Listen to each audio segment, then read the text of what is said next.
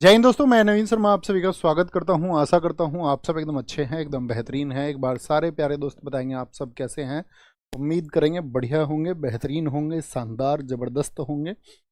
और दोस्त हम पहुंच चुके हैं आपका प्रैक्टिस सेट नंबर 10 पर। अब मैंने आपसे कहा था कि पिछले 3 दिन आपको मिले हैं और बीच बीच में रिवीजन के लिए आपको टाइम मिलता रहेगा। हो सकता है आपका क्लास में नोट्स बनाने में थोड़ा सा टाइम ज़्यादा लगता हो, लेकिन जब हमको वीकेंड पर 2-3 दिन मिलते हैं तो उनको आप यूटिलाइज करना अपने को। और हमेशा यही उम्मीद आपसे करेंगे कि आप जानते होंगे रिवीजन का कितना महत्व है और समय समय पर आप उनको करते रहेंगे। ठीक है, अगर आप थोड़ा बहुत पीछे भी हैं और उतना रिवीजन नहीं कर पाए हैं अभी तो कोई दिक्कत नहीं है, उतना समय आपको मिलता चलेगा, बस करना ज़रूर है। ओके, तो शुरू करें आज के सेट को। उससे पहले आपको पिछले सेट के 5 क्वेश्चन के आंसर करने होंगे। दशावतार मंदिर कहाँ पर स्थित है? यूपी में स्थित है। कहाँ पर है? उत्तर प्रदेश में है। अंतर्राष्ट्रीय पर्यावरण संरक्षण दिवस यानी इंटरनेशनल एनवायरनमेंट डे कब मनाया जाता है? आपका कंजर्वेशन डे वो 26 नवंबर को मनाया जाता है। साथ ही उपराष्ट्रपति का जो शपथ है, ओथ ऑफ वाइस प्रेसिडेंट, ये आर्टिकल 69 में है। और आईएनसी यानी इंडियन नेशनल कांग्रेस का गांव में होने वाला अधिवेशन कौन सा था? वो है 1937। हुआ कहाँ पर था? फैजपुर में हुआ था। फैजपुर में। अध्यक्ष कौन थे इसके बताना? नेहरू जी थे। कौन थे? नेहरू जी थे। पीएम जननी सुरक्षा योजना कब शुरू हुई थी? इसका आंसर मैं आपसे चाहूँ। सारे साथी 5वें क्वेश्चन का आंसर करें और मेरे पास इसका आंसर नहीं है। उम्मीद करेंगे आप मुझे बता देंगे, मैं भूल गया हूँ। बताएं जी। ऐसा होता है ना, तुम में से बहुत सारे सिर्फ स्कोर स्कोर लिख देते हो। मेरा 4 आया जी, मेरा 5 आया है ना। 2005 एकदम से ठीक है। 2005, 2005। और अभी मैं स्क्रीन रुकवा के अभी दिखवा था किसने 2005 सबसे पहले रुका है, लेकिन हमारे महोदय जी कान पे फ़ोन लगा के बाहर चले गए हैं, है ना। ये हम नहीं बता पाएंगे आपको। एक बार स्कोर दिखा दें भाई साहब, आ गए हैं वापस। स्कोर दिखा देंगे, दिखाओ।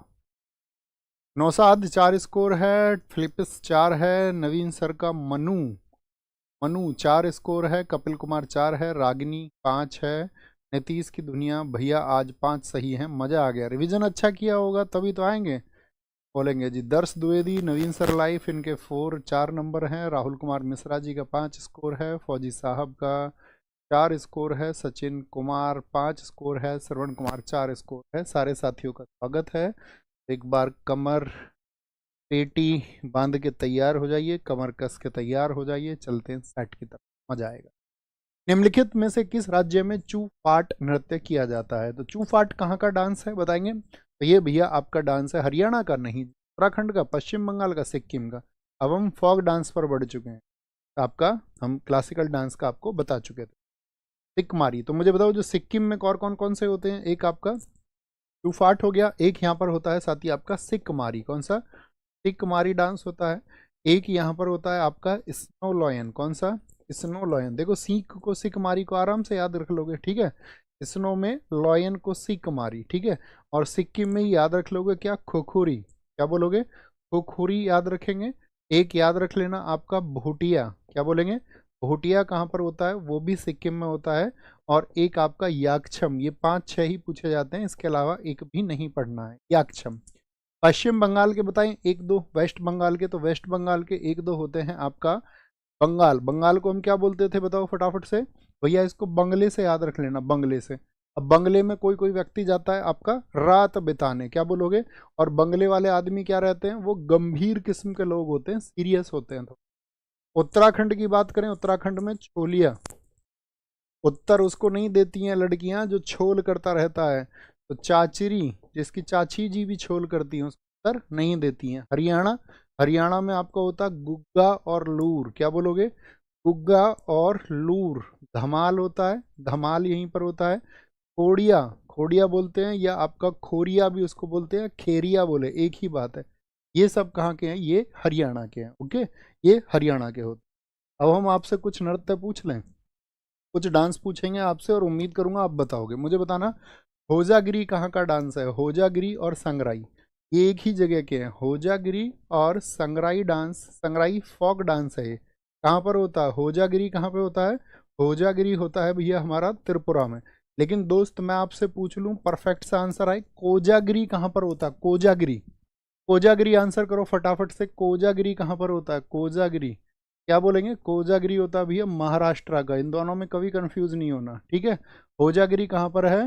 होजा ऐसे याद रख लेना, होजा तैयार तू तेरे पर, तेरे पर तेरे पर, ठीक है, मतलब तेरे ऊपर पैसा खर्च करने जा रहा है वो आज, तो हो जाओ तुम तैयार, शॉपिंग वॉपिंग करवा के लेके आएगा आज।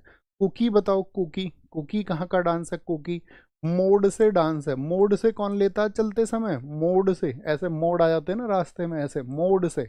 मोड से कौन करता है आपका? तितली बोलते हैं, तितली।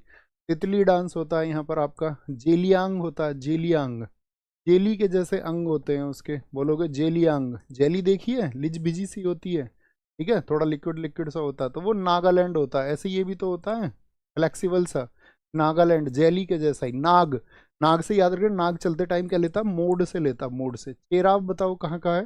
चेराव, चेराव याद रखना, खुल्लम याद रख लेना, और आपका चेलम याद रख लेना, चेलम। जहाँ भी लम और टम आ जाए, लम और टम, जैसे खानटम आ जाए, खानटम, ऐसे नाम आ जाए ना, लम और टम, ये कहाँ के होते हैं सारे? आप कहोगे भैया ये होते हैं मिजोरम के। लम और टम में याद रख लेना क्या?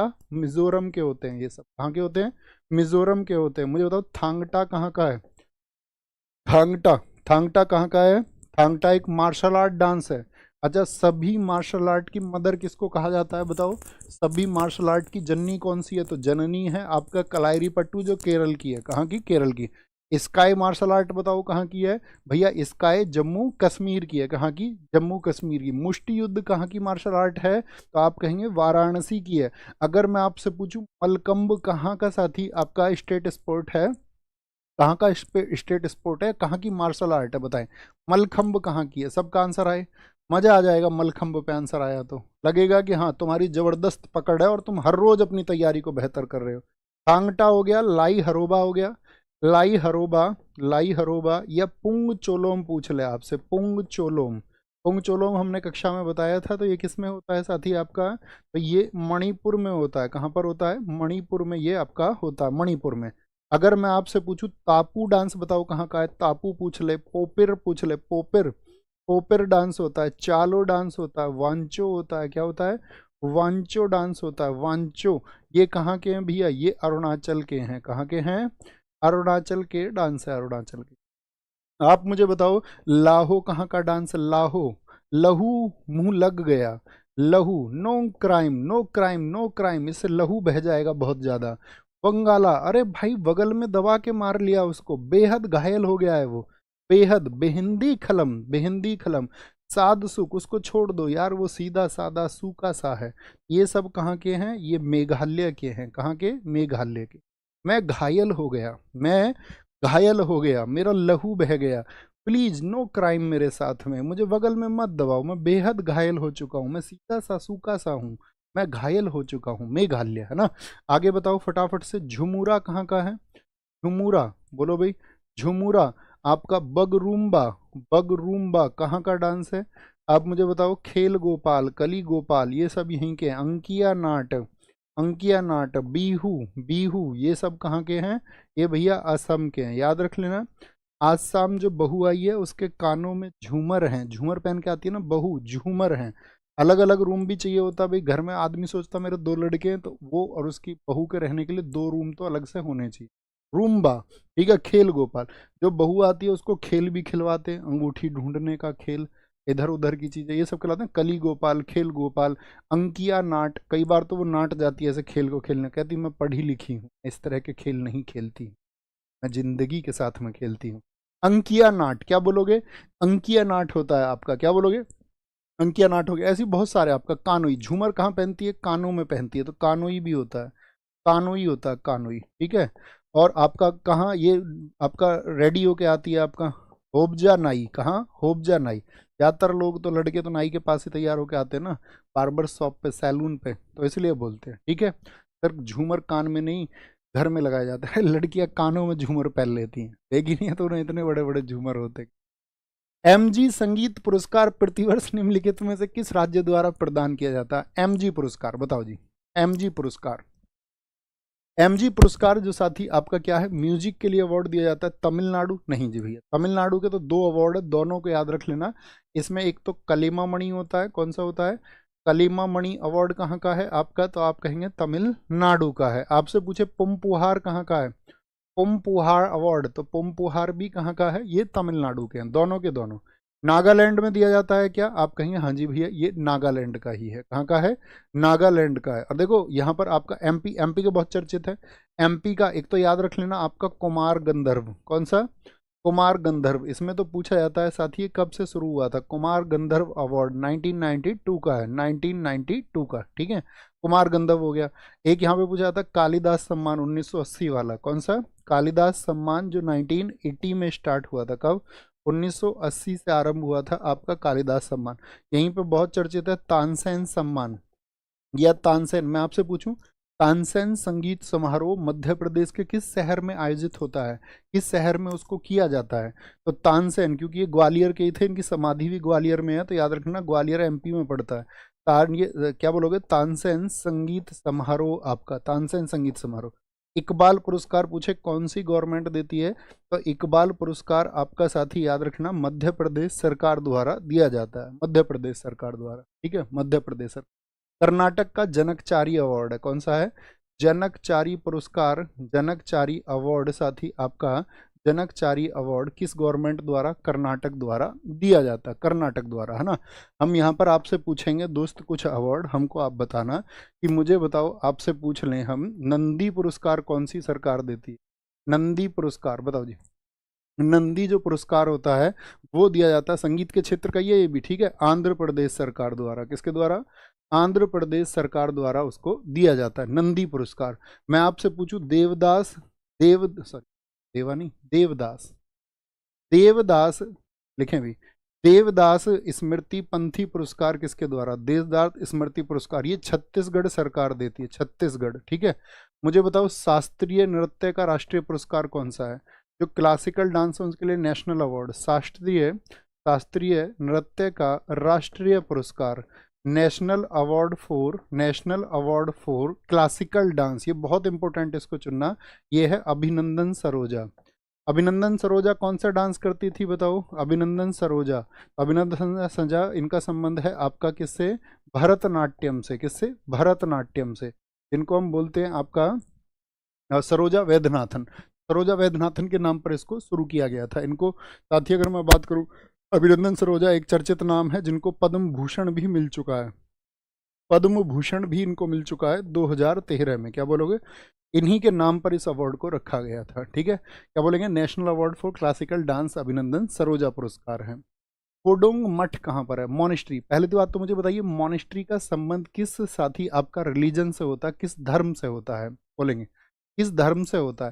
तो आप कहेंगे उसका जो संबंध होता है आपका, उसका संबंध होता है आपका बौद्ध धर्म से। किससे? बौद्ध धर्म से होता है, बौद्ध धर्म से। लद्दाख आपका बिहार, मध्य प्रदेश या फिर सिक्किम में है? तो आंसर आएगा फोडोंग मठ है आपका कहाँ पर भैया? सिक्किम में। सिक्किम में और दो कौन कौन से हैं? एक तो रूमटेक है, क्या बोलोगे? और रूमटेक कहाँ पर है आपका? रूमटेक दो भैया जितने भी सिक्के तुम्हारे पास हैं। लिंगडम, क्या बोलोगे? लिंगडम भी कहाँ का है आपका? वो सिक्किम का है। मुझे बताओ तवांग कहाँ का है? तवांग, तवांग ये भारत का सबसे बड़ा साथी मोनेस्ट्री है, या भारत का सबसे बड़ा मठ है, सबसे बड़ा मठ है, सबसे बड़ा मठ है ये आपका, ठीक है। बिगेस्ट मोनेस्ट्री इन इंडिया कहाँ पर है?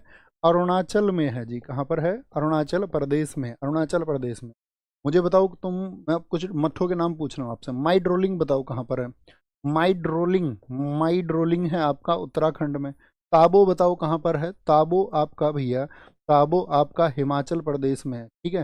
हिमाचल प्रदेश में ये आपका की गोम्पा है। की गोम्पा कहाँ पर है? वो भी हिमाचल प्रदेश में है। नाको कहाँ पर है? नाको भी आपका हिमाचल प्रदेश में है, ठीक है। आप मुझे बताओ बैलकुप्पे कहाँ पर है? बैलकुप्पो, बैलकुप्पे जिसको नाम ड्रोलिंग कहते हैं। ये तो देखो माई ड्रोलिंग है उत्तराखंड में।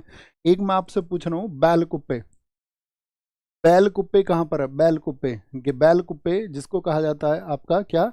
नाम ड्रोलिंग, नाम ड्रोलिंग। तो नाम ड्रोलिंग मठ ये आपका कर्नाटका में है भैया। कहाँ पर है? ये आपका कर्नाटका में स्थित है, कर्नाटका में, बहुत पूछा जाता है ये भी, ठीक है। कर्नाटका में स्थित है। मुझे बताओ घूम मठ कहाँ पर है? घूम है आपका वेस्ट बंगाल में। कहाँ पर? वेस्ट बंगाल में है। एक आपसे पूछे दीक्षा भूमि कहाँ पर है? दीक्षा भूमि, दीक्षा भूमि ये आपका साथी कहाँ पर है? महाराष्ट्र में है। अलची गोम्पा कहाँ पर है? जिसको अलसी गोम्पा भी कई बार बोल देते हैं, अलची गोम्पा। तो अलची गोम्पा है आपका कहाँ पर? जम्मू एंड कश्मीर में, जम्मू एंड कश्मीर में, जम्मू एंड कश्मीर। अच्छा मुझे बताओ, क्या लद्दाख में भी कोई मठ स्थित है? लद्दाख में, हाँ भैया, बहुत इंपॉर्टेंट है, हेमिस मठ। यहाँ पर हेमिस नाम से बहुत सारी चीजें हैं, नेशनल पार्क पूछ ले, कोई भी पूछ ले, हेमिस है। ठिकसे, ठिकसे भी कहाँ पर है आपका? ठिकसे भी लद्दाख में है। बिहार की अगर हम बात करते हैं, बिहार में है आपका महाबोधि मंदिर, वो तो आपका मठ के रूप में जान लिया कैसे ही। और मध्य प्रदेश में हम नहीं जानते। ओके, कोई दिक्कत, कोई परेशानी नहीं जी, कोई परेशानी नहीं। इसमें दोस्त एक क्वेश्चन और आता था मठ से, मुझे अभी याद नहीं आ रहा। उडोंग मठ कहाँ पर स्थित है? ये सिक्किम में स्थित है, याद आएगा तो याद रख लेंगे। निम्नलिखित में से कौन सा देश है बिम्स्टेक का सदस्य नहीं है? बिम्स्टेक का बताइए जी, बिम्स्टेक का सदस्य नहीं है। बिम्स्टेक जानते हैं कब स्थापना हुई, किस ईयर में, बताओ। तो बिम्स्टेक का सदस्य भारत है क्या? हाँ जी भैया। या आपका नेपाल है? हाँ जी। भूटान है? हाँ जी। मालदीव नहीं है, क्या बोलोगे? मालदीव नहीं है। देखो इसको बोलते हैं हम बिम्स्टेक, बिम्स्टेक, ठीक है। अब देखो इसी से देश समझना है इसके कौन कौन से हैं। बी फोर कौन सा है आपका? भूटान है, क्या? भूटान है। आई फोर अपना प्यारा देश इंडिया है, कौन सा है? इंडिया है। एम फोर, एम से दो अक्षर बनेंगे, एम और एन, एम और एन। एम से कौन सा है आपका? म्यांमार है। बोलो जी, एम से कौन सा है? म्यांमार है। और यहीं आपका एन से नेपाल है, क्या है? नेपाल है। एस फोर क्या है बताइए? एस फोर श्रीलंका है। और टी फोर क्या है आपका? यहाँ टी फोर है थाईलैंड, क्या? थाईलैंड। तो कुल कितने देश इसके सदस्य हो गए? फटाफट से बताओ, कितने देश सदस्य हो गए? अब यहाँ से दो क्वेश्चन बन जाएंगे आपसे, जैसे श्रीलंका हो गया, श्रीलंका हो गया, और आपका बांग्लादेश हो गया। इसमें क्या बोलोगे आप? इसमें आपका क्या बोलेंगे? आपका यहाँ पर बी फोर भूटान हो गया। बी फोर क्या हो गया आपका? भूटान हो गया। और बी फोर ही क्या हो जाएगा यहाँ पे? बांग्लादेश हो जाएगा, क्या हो जाएगा? बांग्लादेश हो जाएगा, before, before. Okay, तो ये आपका श्रीलंका और बांग्लादेश, ये दोनों देश कैसे हो गए आपका? दोनों के दोनों देश ये भैया आपका दक्षिण एशिया के हो गए, ठीक है। और दक्षिण पूर्व के कौन कौन से हो गए? एक तो इसमें दक्षिण पूर्व का है आपका म्यांमार हो गया, म्यांमार हो गया, और एक आपका थाईलैंड। तो ये दोनों देश कैसे हैं? ये तो दक्षिण पूर्व के देश हैं इसमें, यानी कि साउथ ईस्ट के हैं, दक्षिण पूर्व के। और अगर हम बात करें आपसे बांग्लादेश और श्रीलंका की, ये दोनों कैसे देश हो गए इसमें? ये हो गए आपका, ये हो गए भैया आपका दक्षिण एशिया के, किसके? साउथ एशिया के, साउथ एशिया। आप मुझे बताओ बिम्स्टेक का हेडक्वार्टर कहाँ पर है? बिम्स्टेक का हेडक्वार्टर बोलो जी। बिम्स्टेक का जो हेडक्वार्टर है, बिम्स्टेक, बिम्स्टेक का हेडक्वार्टर है आपका ढाका में, क्या बोलोगे? ढाका में। इसको इस्टेब्लिश कब किया गया था दोस्त? कब इसकी स्थापना हुई थी? तो इसकी स्थापना हुई थी 6 जून 1997 को। कब? 6 जून 1997 को। और इसके लिए हुई थी बैंकॉक घोषणा, कौन सी? बैंकॉक अनाउंसमेंट से इसको इस्टेब्लिश किया गया था, बैंकॉक घोषणा से इसको इस्टेब्लिश किया गया था। मुझे बताओ इसमें मूल सदस्य कितने थे? कितने देशों ने इसको स्थापित किया था? तो मूल सदस्य इसमें 4 थे। कौन से? कौन से 4 थे इसमें? बिश्टेक बोलते थे इसको, बिश्टेक, ठीक है। तो बी फोर क्या था बताइए जरा? बी फोर, बी फोर था बांग्लादेश, आई फोर इंडिया था, एस फोर श्रीलंका था, और टी फोर थाईलैंड। तो कितने देश थे इसमें? बी फोर, फिर से बोलें जरा, बी फोर बांग्लादेश था, आई फोर इंडिया था आपका, S four Sri Lanka, T four Thailand था, ठीक है, थाईलैंड था। 2004 में जाकर के इसमें जुड़े थे आपका नेपाल और भूटान, क्या? नेपाल और भूटान। इनसे ही थोड़ा दिन पहले जुड़ा था आपका म्यांमार, ठीक है। और फिर बाद में इसका नाम जो है वो पूरी तरह से बिम्स्टेक हुआ। अच्छा, बिम्स्टेक का पूरा फुल फॉर्म कौन कौन लिख सकते हैं? बोलो भाई, बिम्स्टेक का पूरा नाम लिखो जरा, इसके लिए हम आपको 10 सेकंड देते हैं। तो बिम्स्टेक अर्थात bay of Bengal multi sectoral, जिनको नहीं पता वो लिखो, bay of Bengal, bay of Bengal multi sectoral technical and economic cooperation. तो ये बंगाल की खाड़ी के देशों का आपस में एक समर्थन का समूह है। कहाँ? बे ऑफ बंगाल इनिशिएटिव, इनिशिएटिव बोलते हैं पहल को, मल्टी सेक्टरल अर्थात बहुपक्षीय, टेक्निकल का मतलब क्या हो गया आपका? टेक्निकल का मतलब क्या हो गया? तकनीकी। और आपका यहाँ पर क्या बोलेंगे? टेक्निकल एंड इकोनॉमिक कोऑपरेशन, अर्थात आपका आर्थिक सहयोग के लिए भी, आर्थिक सहयोग के लिए भी। बहुत बढ़िया जी, बहुत बढ़िया। फिर से बोल देते, bay of Bengal multi, bay of Bengal, bay of Bengal initiative for multi sectoral technical and economic cooperation, BIMSTEC हो जाए। अंतर्राष्ट्रीय योग दिवस कब मनाया जाता है? जो आपका साथी इंटरनेशनल योगा डे है, तो ये भारत ने ही साथी दिया है। इसी दिन क्यों मनाया जाता है 21 जून को? बताओ क्या होता है 21 जून को? तो ये 21 जून को मनाया जाता है। याद रख देना, इस दिन उत्तरी गोलार्ध का सबसे लंबा दिन होता है। जो नॉर्दर्न हेमीस्फेयर है, नॉर्दर्न हेमीस्फेयर है, उसमें साथ ही आपका सबसे लॉन्गेस्ट डे होता है। उत्तरी गोलार्ध का सबसे लंबा दिन, नॉर्दर्न हेमीस्फेयर का सबसे लंबा डे होता है, यहाँ पे सबसे लंबा दिन होता है। और कब मनाया गया था ये पहली बार बताओ? तो याद देखना, यूएन द्वारा 11 दिसंबर 2000 आपका 14 को ये क्या हो गया था, पास हो गया था, passed in UN in 11th of December 2014। और याद रख लेना, यूएन में सबसे कम दिनों में पास होने वाला, कितने दिनों में पास हो गया था ये? यूएन में सबसे कम दिन में पास हुआ था, यूएन में सबसे कम दिन में, सबसे कम दिन में। अब फटाफट से बताओ यूएन का हेडक्वार्टर कहाँ पर है और यूएन की स्थापना कब हुई थी? तो 24 अक्टूबर 1945 को हुई है। और हेडक्वार्टर कहाँ है? यूएन के सभी ऑर्गन्स का न्यूयॉर्क में है, सिर्फ किसको छोड़ के? इंटरनेशनल कोर्ट को छोड़ के। इंटरनेशनल कोर्ट का कहाँ पर है? वो हेग में है, नीदरलैंड में है। ओके, तो यूएन में सबसे कम दिन में, कितने दिन में भैया? 90 डेज में। किसमें? 90 डेज में। और पहली बार ये कब बना? पहली बार इसको कब सेलिब्रेट किया गया? पहली बार ये साथी आपका सेलिब्रेट हुआ था, आपका फर्स्ट टाइम इसको सेलिब्रेट किया गया था आपका 21 जून 2015 को। 21 जून 2015 को क्या थीम रखी गई थी इसकी? सद्भाव और शांति के लिए योग। ठीक है, सद्भाव और शांति के लिए योग, सद्भाव और शांति के लिए योग, ये इसकी थीम थी, सद्भाव और शांति के लिए योग। यानी कि हम कह सकते हैं yoga for harmony and peace, yoga for harmony and peace. और अभी जो ईयर आया 2025 में, क्या थीम रही है इसकी बताओ? 2025 में क्या थीम रही है इसकी? 2025 में इसकी थीम रही है, इसकी थीम रही है आपका एक पृथ्वी एक स्वास्थ्य के लिए योग। एक पृथ्वी एक स्वास्थ्य के लिए, एक पृथ्वी एक स्वास्थ्य के लिए, स्वास्थ्य के लिए योग इसकी थीम रही है। ठीक है, यानी कि आपका yoga for one earth, yoga for one one earth and one health and one health, ये इसकी इस बार थीम रही है। ठीक है, आपसे हम क्वेश्चन पूछेंगे योग नगरी किसको कहा जाता है? बताओ फटाफट से, योग नगरी किसको कहा जाता है? तो योग नगरी बोलते हैं आपका ऋषिकेश को। तो ऋषिकेश को कहा जाता है, ऋषिकेश को। ठीक है, ऋषिकेश। ओके, अब हम आपसे पूछेंगे यहाँ पर, जैसे कि क्या पूछ सकते हैं और आपसे, 22 जून को बताइए क्या मनाया जाता है? 22 जून को मनता है आपका इंटरनेशनल रेन फॉरेस्ट डे, अंतर्राष्ट्रीय वर्षावन दिवस, वर्षावन दिवस अर्थात रेन फॉरेस्ट डे मनाया जाता है, रेन फॉरेस्ट डे। 23 जून को क्या मनता है? 23 जून को आपका यूएन का लोक सेवा दिवस भी मनता है, या आईओसी भी बोल सकते हैं इसको। यूएन 23 जून को आपका सबसे इंपॉर्टेंट तो क्या है? 23 जून को इंटरनेशनल ओलंपिक डे है। तो मुझे बताओ, अंतर्राष्ट्रीय ओलंपिक जो साथी आपका आपका क्या बोलते हैं उसको, आईओसी, इंटरनेशनल ओलंपिक काउंसिल जो थी, इंटरनेशनल ओलंपिक काउंसिल किस ईयर में बनी थी? ईयर बताना है आपको, ईयर बताना है सारे साथियों को, ईयर कौन सा था? तो 1890, बताओ जी फटाफट से। 20 जून को क्या बनता है? ये भी इंपॉर्टेंट है, इंटरनेशनल शरणार्थी, शरणार्थी बोले तो इंटरनेशनल रिफ्यूजी डे मनाया जाता है, इंटरनेशनल रिफ्यूजी डे मनाया जाता है। देखो ये 22 की डेट बहुत इंपॉर्टेंट है, 22 की डेट बहुत इंपॉर्टेंट है, इसके बारे में मैं आपको बताऊं, याद रख लेना इसके बारे में। 22 की डेट के बारे में महत्वपूर्ण क्यों भैया आप कह रहे हैं? क्योंकि देखो 22 फरवरी को कौन सा बनता है बताओ डे? 22 फरवरी को बनता है आपका विश्व चिंतन दिवस। ठीक है, विश्व चिंतन दिवस मनाया जाता है इस दिन। क्या बोला जाता है? विश्व चिंतन दिवस मनाया जाता है। जैसे 22 मार्च की अगर हम बात करें, 22 मार्च को कौन सा मनाया जाता है? तो विश्व जल दिवस मनाया जाता है। अगर मैं आपसे पूछूं 22 अप्रैल को कौन सा मनाया जाता है? तो 22 अप्रैल को बनता है आपका विश्व आपका पृथ्वी दिवस, यानी कि वर्ल्ड अर्थ डे बनता है। और अगर 22 मई की मैं आपसे बात कर लूं तो इसमें बनता है बायोडाइवर्सिटी के लिए विश्व जैव विविधता दिवस। जैव विविधता बोले तो वर्ल्ड बायोडाइवर्सिटी डे बनता है, वर्ल्ड बायोडाइवर्सिटी डे बनता है। 22 अगर जून की बात कर लूँ मैं आपसे, तो 22 जून नहीं, 22 जून को तो आपका मैंने बता दिया आपको वर्षावन दिवस बनेगा। 22 जुलाई की अगर हम बात कर लें आपसे, 22 जुलाई, तो 22 जुलाई को बनता है आपका विश्व मस्तिष्क दिवस। क्या बोलेंगे?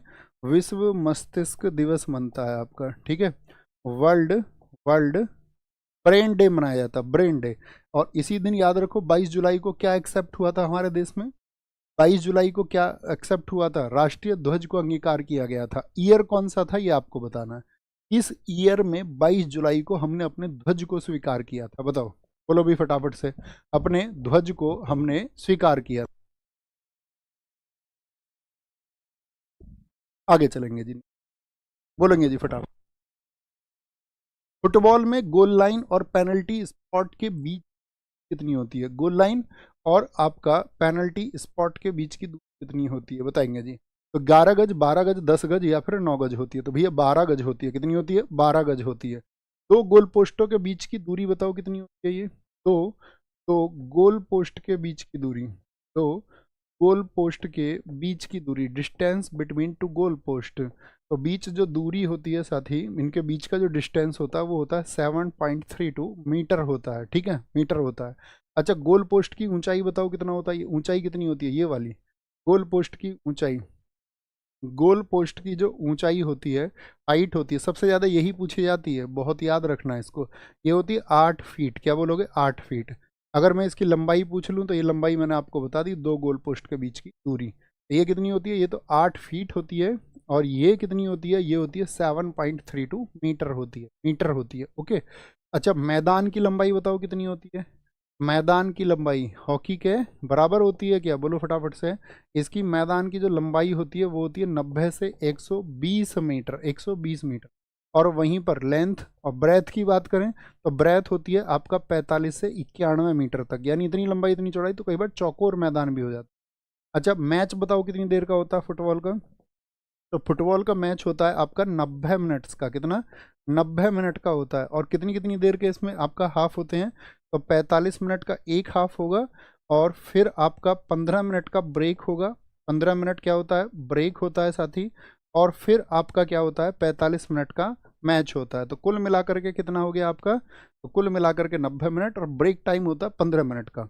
अब मैं आपसे पूछूंगा कि क्या 90 मिनट में मैच अगर फाइनल नहीं हुआ तो इसको एक्सटेंड कितना कर सकते हैं? बोलो जी, इसको एक्सटेंड कितना कर सकते हैं, कितनी मिनट तक इसको एक्सटेंड किया जा सकता है? बोलो भाई फटाफट से। बहुत बढ़िया। एक साथी है हमारे, ऊपर दिखाओ भाई कौन है, सिकंदराबाद से।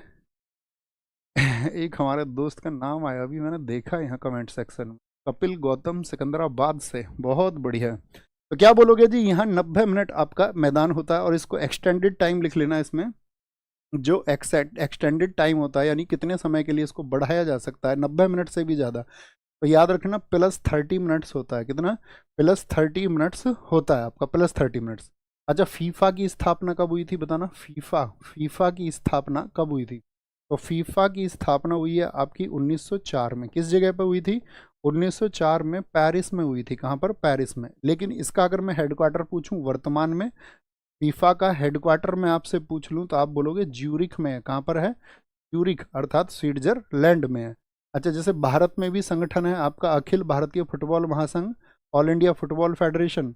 अखिल भारतीय फुटबॉल महासंघ वो कब बना था? अखिल भारतीय फुटबॉल महासंघ, और अखिल भारतीय फुटबॉल महासंघ, ऑल इंडिया फुटबॉल फेडरेशन, वो बना था 1937 में।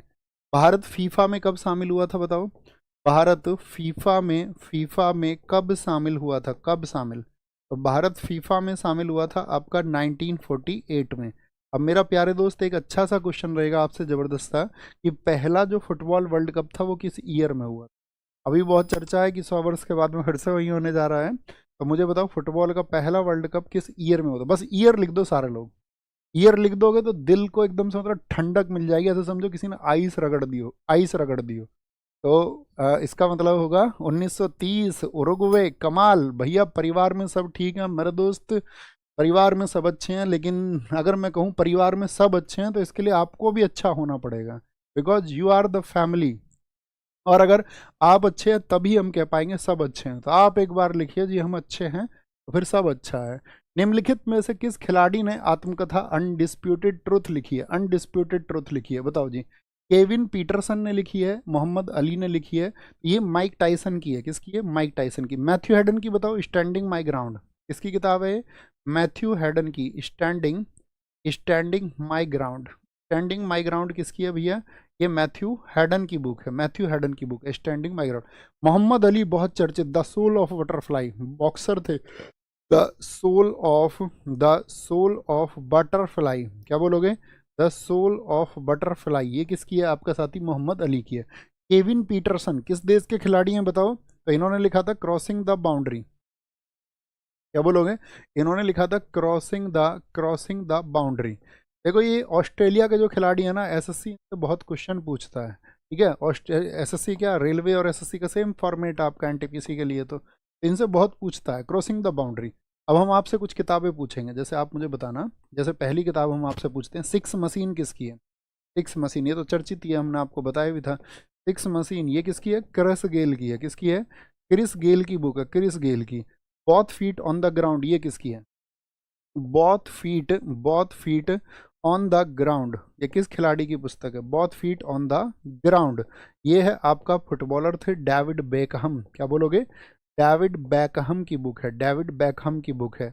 नो स्पिन किसकी है बताओ? नो स्पिन किसकी बुक है? तो नो स्पिन है आपका, स्पिनर गेंदबाज थे सेन वॉर्न। क्या बोलोगे? सेन वॉर्न। ट्रू कलर्स किसकी है बताओ? ट्रू कलर्स, ट्रू कलर्स आपने देखा होगा 2003 के वर्ल्ड कप को, किसी ने देखा हो तो आप में से नहीं देखा होगा।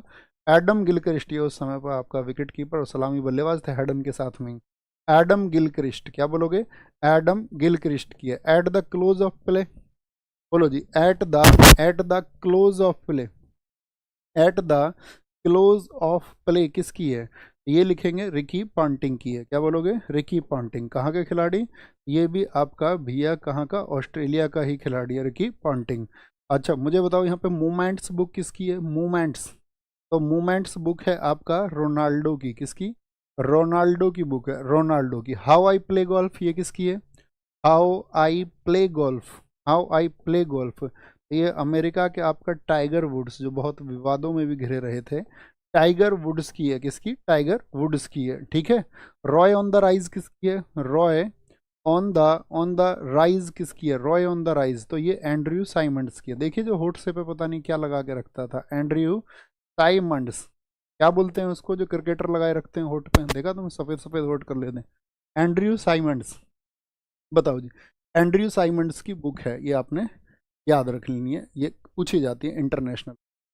भारत के संविधान का कौन सा आर्टिकल है जो प्रधानमंत्री की नियुक्ति से संबंधित है, यानी कि अपॉइंटमेंट ऑफ पीएम बताता है? तो आर्टिकल 74 है क्या? हाँ जी भैया। इसी में क्या है दोस्त? इसी में काउंसिल ऑफ मिनिस्टर्स भी है। काउंसिल ऑफ मिनिस्टर्स बोले तो मंत्री परिषद भी है इसमें। क्या है? मंत्री परिषद भी इसी में शामिल है या नहीं है? हाँ जी भैया। अच्छा हम आपसे पूछे मंत्री परिषद किस में है? 75A में है। किस में है? 75A में है। ठीक है, तो क्या इसमें शामिल हो गई? ये बोलो भी फटाफट से। क्या इस नहीं, सॉरी मैं 74 कहाँ कह रहा हूँ, 74 नहीं ना, 75 होगा आपका।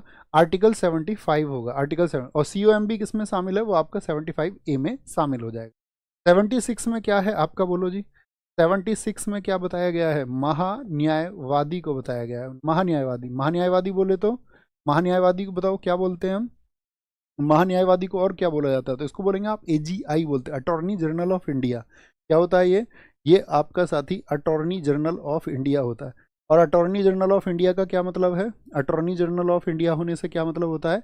ये भारत सरकार का कहीं भी पक्ष रखना है किसी भी मामले में सुप्रीम कोर्ट में, तो ये भारत सरकार का क्या होगा? मुख्य वकील होगा, चीफ एडवोकेट होता है भारत सरकार का। भारत सरकार का वकील किसको कहा जाता है? या भारत सरकार का चीफ एडवोकेट बोल दे या मुख्य वकील बोल दे, तो कहीं भी जो सुनवाई करेगा भारत सरकार के पक्ष की, मान के चलो भी वर्तमान में जैसे NDA है, तो उस गठबंधन की, बीजेपी वाले गठबंधन की सुनवाई कौन करेगा? जो वर्तमान में AGI है वो करेगा। Okay, AGI। 78 में क्या है? 78 में बताए गए हैं PM के ड्यूटीज, यानी कि कर्तव्य बताए गए हैं इसके, प्रधानमंत्री के कर्तव्य होंगे। एक साथ ही आर्टिकल पूछा था 77, बहुत इंपॉर्टेंट है। बताओ जितने भी काम होते हैं वो सब किसके नाम से हुए माने जाते हैं? राष्ट्रपति के नाम से कार्य। क्या? राष्ट्रपति के नाम से हुए माने जाते हैं। केंद्र के जितने भी कार्य होंगे with the name of president, तो किसके काम से कार्य होते हैं इसमें? राष्ट्रपति के नाम से। आजकल सबसे ज्यादा SSC में रिपीट हो रहा है आर्टिकल 77, याद रख लेना इस बात को। अच्छा मुझे बताओ जितना भी काउंसिल ऑफ मिनिस्टर है, यानी कि मंत्री परिषद जो है वो किसके प्रति उत्तरदायी होती है? जो काउंसिल ऑफ मिनिस्टर्स होती है वो आपका क्या बोलेंगे, कलेक्टिवली रिस्पॉन्सिबल किसके लिए होती है? सामूहिक रूप से किसके प्रति उत्तरदायी होती है? तो मंत्री परिषद सामूहिक रूप से उत्तरदायी होगी, सामूहिक रूप से उत्तरदायी होगी, यानी कि कलेक्टिवली रिस्पॉन्सिबल होती है किसके लिए? आपका लोकसभा हमेशा लोअर हाउस के लिए रहेगा। स्टेट में किसके लिए हो जाएगा? विधानसभा के लिए हो जाएगा। और लोअर हाउस से लिए किस आर्टिकल में? आप बोलोगे आर्टिकल 75 का C, या थर्ड बोल दीजिए, एक ही बात है, 75 का C बोल देंगे। ठीक है। अच्छा जितने भी संघ के मंत्री होते हैं वो किसके प्रसाद पर्यंत होते हैं? संघ के मंत्री किसके लिए? ड्यूरिंग द प्लेजर ऑफ हुम बोलेंगे, किसके? तो जितने भी साथी आपका मंत्री होंगे संघ के मंत्री होंगे, कौन से मंत्री, जो यूनियन मिनिस्टर्स होंगे, वो during the pleasure of president होते हैं। किसके प्रसाद पर्यंत होते हैं, राष्ट्रपति के प्रसाद पर्यंत होते हैं, यानी कि during the pleasure of president होते हैं। लेकिन किस आर्टिकल से होते हैं, ये आर्टिकल आता है आपका 75 का बी, क्या बोलोगे, 75 के बी से होता है, ये 75 के बी से होता है। अच्छा, जितने भी अन्य मंत्री होते हैं उनकी नियुक्ति करते तो राष्ट्रपति है, लेकिन सिफारिश किससे लेते हैं भैया, पीएम से लेंगे, हमेशा किससे लेंगे, हमेशा पीएम से सिफारिश लेते हैं। और मंत्रिपरिषद का नेता ही कौन होता है, वो प्रधानमंत्री होता है। आप भारत के प्रधानमंत्री को राष्ट्रपति करता है, क्या करता है राष्ट्रपति, बोलेंगे भाई, अन्य मंत्रियों की भी मैंने बताया नियुक्ति करता है, लेकिन प्रधानमंत्री से क्या सलाह लेता है, एडवाइज करता है, एडवाइज टू द पीएम। लेकिन कोई प्रधानमंत्री को क्या किया जाता है, क्या चयनित किया जाता है, सेलेक्ट किया जाता है, या इलेक्टेड किया जाता है, या नॉमिनेट अपॉइंटेड किया जाता है, राष्ट्रपति द्वारा नियुक्त किए जाएंगे, नियुक्त। अच्छा, जिस समय पर मान के चलो गवर्नमेंट चाह रही है कि मुझे इस देश का प्रधानमंत्री बनाया जाए, मतलब मान लो अगर प्रधानमंत्री बना दिया जाए मुझे, तो क्या मुझे किसी सदन का हिस्सा होना चाहिए, आप कहेंगे नहीं भैया। जैसे मान के चलो हमारा एक भाई है, इनमें नाम है तेजू, नहीं तेजू को तो नहीं बना सकते, तेजू एक पॉलिटिकल आदमी है, इसको बनाएंगे टिंकू को, टिंकू को प्रधानमंत्री अगर बना देते हैं, तो क्या टिंकू को किसी सदन का हिस्सा होना जरूरी है, नहीं। तो फिर क्या करेंगे, उसको कितने दिनों के अंदर उसका सदस्य बनाने की जरूरत है, कितने दिनों के अंदर मेंबर बना लेंगे किसी एक हाउस का, राज्यसभा है लोकसभा का, तो आप कहेंगे 6 मंथ्स के अंदर, 6 महीने के अंदर बना लेते हैं, ठीक है, 6 महीने के अंदर। भारतीय संविधान के संदर्भ में निम्नलिखित कथनों पर विचार करिए। संघ मंत्री परिषद लोकसभा के प्रति जो भी सामूहिक रूप से उत्तरदायी होगा, the union council of ministers shall be collectively responsible to the house of people, एकदम से ठीक।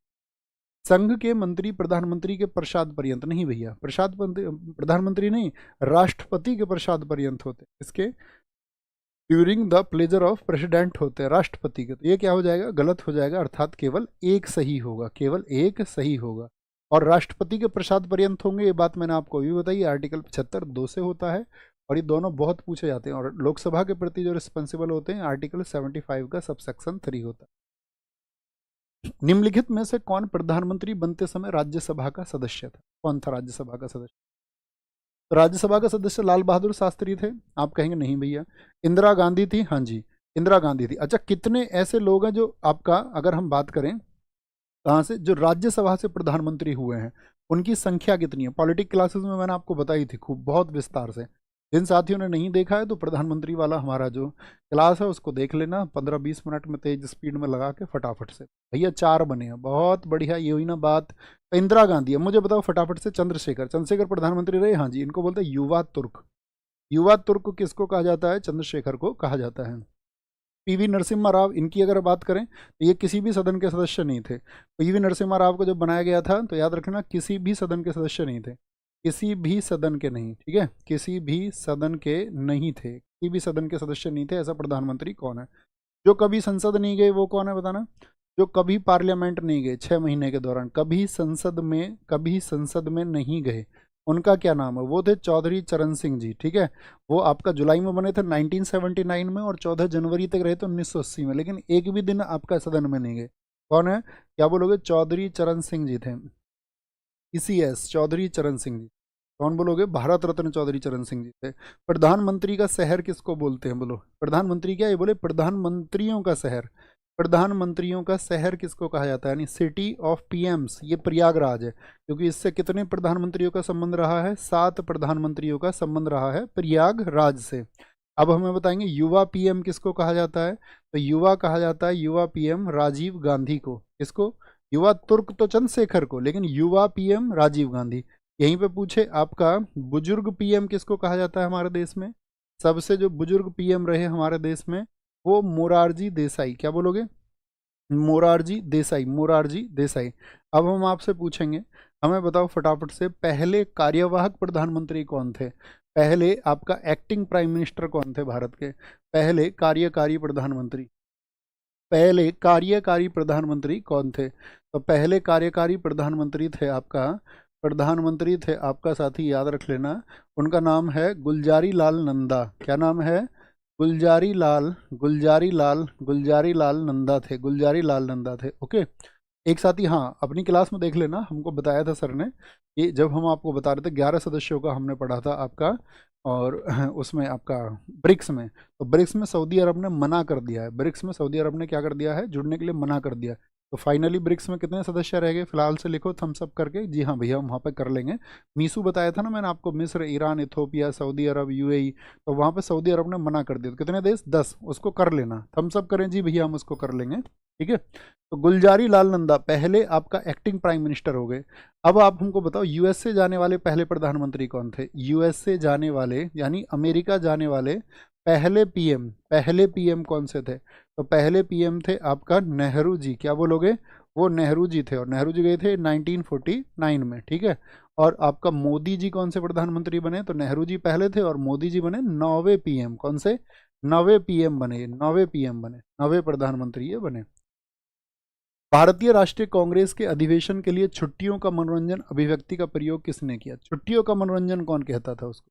भैया ये कांग्रेस वाले, इनका संगठन ऐसा है, ऐसे समझिए जब आ जाते हैं छुट्टियों में मनोरंजन करने जैसे आए हों। तो लाला लाजपत राय थे, लोकमान्य बाल गंगाधर तिलक थे। जी भैया इन्होंने ही कहा था, लोकमान्य बाल गंगाधर तिलक ने ही ये बात कही थी, याद रख लेना। ठीक है, अच्छा लोकमान्य गंगाधर तिलक हो गए तो, और आपका अरविंद घोष ने क्या कहा था? अरविंद घोष ने कहा था कि इनको बैगर्स कह दिया था, एक भीख मांगने वाली संस्था।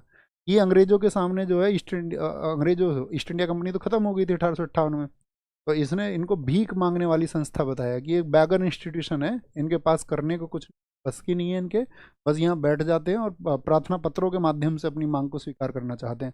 बंकिम चंद्र चटर्जी जी की बात नहीं कर रहे। लाला लाजपत राय की अगर हम बात करें, इन्होंने क्या कहा था?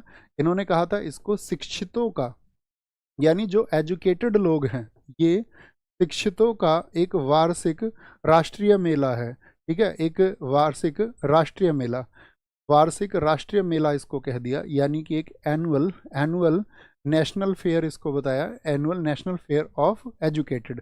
एक साथी बड़ा अच्छा कथन आता है इसके बारे में, कांग्रेस बुलबुले के साथ खेल रहा है। ये किसने कहा था? कांग्रेस बुलबुले के साथ खेल रहा है, कांग्रेस बुलबुले के साथ खेल रहा है, Congress is playing with bubble, साथ खेल रहा है। ये किसने कहा था? ये कहा खेल रहा था, खेल रहा था नहीं, उस समय पे कहा गया तो खेल रहा है। ये कहा था आपका बिपिन चंद्र पाल ने, बिपिन चंद्र पाल ने। अच्छा कांग्रेस की स्थापना किस ईयर में और किस डेट को बताई थी मैंने आपको? तो आपको याद होगा कि वो 28 दिसंबर 1885 को बताई मैंने आपको। और कांग्रेस जब बनी तो उस समय पे आपका मुझे बताएं कौन सा वायसराय था अंग्रेजों का? वायसराय कौन सा था? तो वायसराय होता था डफरिन, क्योंकि 1884 से 1888 तक डफरिन ही रहा। तो डफरिन ने कांग्रेस को क्या कहा था? डफरिन का स्टेटमेंट भी इंपॉर्टेंट है। डफरिन ने कहा था कि ये कौन है? अल्पसंख्यक लोग हैं, अल्पसंख्यक वर्ग है ये। अल्पसंख्यक वर्ग कांग्रेस को किसने कह दिया था? अल्पसंख्यक वर्ग का प्रतिनिधित्व, यानी कि representation of minority class, representation of minority class, ये किसने कहा था? तो ये डफरिन ने कहा था। किसने? डफरिन ने। अच्छा बंकिम चंद्र चटर्जी लिखे हुए हैं ऑप्शन डी में, बंकिम चंद्र चटर्जी, इन्होंने कह दिया था कि कांग्रेस के जो लोग हैं ना वो पदों के भूखे हैं। कांग्रेस के लोग पदों के भूखे हैं, पदों के भूखे हैं। और राजनीति में लोग पदों के क्या होते हैं? भूखे होते हैं, नहीं होते? हाँ जी, पदों के भूखे हैं। तो कांग्रेस के हो गए तो कौन सी बात है, सब भूखे हैं आपका पदों के। कांग्रेस बीजेपी कोई भी पार्टी हो, सब पदों के भूखे। आगे आएंगे, आगे आएंगे। महाराष्ट्र में गणपति पर्व का श्री गणेश किया गया था। गणपति पर्व यानी कि भगवान गणेश जी से संबंधित जो ये पर्व था, इसको किसने शुरू किया था? तो किसने शुरू किया इसको? पीजी तिलक ने, बाल गंगाधर तिलक ने। हाँ जी भैया, कब शुरू हुआ था? ये शुरू हुआ था आपका 1893 में, लेकिन बेसिकली कई बार इसको क्या मिलता है? 1894 भी मिलता है, 1894 दोनों विकल्प में मिलेंगे, तो आपका 1893 सही हो जाएगा। ओके, तो पर्व का श्री गणेश किया गया, कहीं कहीं पर 1894 भी दे देता है इसका आंसर। ठीक है, तो देख लेना आपका। अच्छा एक यहाँ पर इन्होंने शुरू किया था छत्रपति शिवाजी उत्सव, वो कब शुरू हुआ था बताओ? छत्रपति शिवाजी महाराज जी के लिए छत्रपति शिवाजी उत्सव इन्होंने शुरू किया था, तो वो किस वर्ष में शुरू हुआ था? तो वो शुरू हुआ था आपका 1895 में। कब? 1895 में शुरू हुआ था, 1895 में शुरू हुआ था आपका। ओके, अब बाल गंगाधर तिलक जी की बात कर लेते हैं। यहाँ पे मुझे बताओ इनका नाम क्या है? तो इनका क्या टाइटल है? लोकमान्य। लोकमान्य किसको कहा जाता है? बाल गंगाधर तिलक को। आपसे बोले भारत का बेताज बादशाह कौन है? भारत का बेताज बादशाह, बिना ताज का बादशाह कौन है? तो वो बाल गंगाधर तिलक को कहा जाता है। ठीक है, वैलेंटाइन सिरोल ने क्या कहा बता रहा हूँ? वैलेंटाइन सिरोल ने क्या कहा था? वैलेंटाइन सिरोल ने कहा भारतीय अशांति का जनक। क्या बोलेंगे? इसको बाल गंगाधर तिलक जी को क्या बोला गया? भारतीय अशांति का जनक कहा है। भारतीय अशांति का जनक, भारतीय अशांति का जनक कहा है किसको? बाल गंगाधर तिलक जी को कहा गया है। इनके समाचार पत्र कौन कौन से थे बताना दोस्त? इनके समाचार पत्रों में नाम आता है दो पत्रों का, सबसे प्रमुख है दो। एक पहला पत्र है इनका मराठा, जो कि किस भाषा में था? अंग्रेजी भाषा में था, अंग्रेजी भाषा में, ठीक है, अंग्रेजी भाषा में 1881 में आया था। कब आया था? 1881 में। और एक पत्र था इनका दूसरा केसरी। केसरी किस लैंग्वेज में आता था? वो मराठी लैंग्वेज में आता था। क्या? मराठी भाषा में आता था। और इसके 2 दिन बाद ही शुरू कर दिया था, यानी 4 जनवरी को, ठीक है। ये शुरू हो गया था आपका 2 जनवरी को, 2 जनवरी को। जैसे इनकी साथी ये आपका दो आपका मैगजीन फेमस है, ऐसी इनकी 2 बुक्स बहुत फेमस है। बताओ इनकी 2 किताबें कौन कौन सी हैं? बाल गंगाधर तिलक की जो बुक्स है उस बुक्स का क्या नाम है? एसएससी लगभग हर वर्ष पूछती है। जैसे कि आपका आर्कटिक होम ऑफ वेदाज किसने लिखी है? क्या बोलोगे?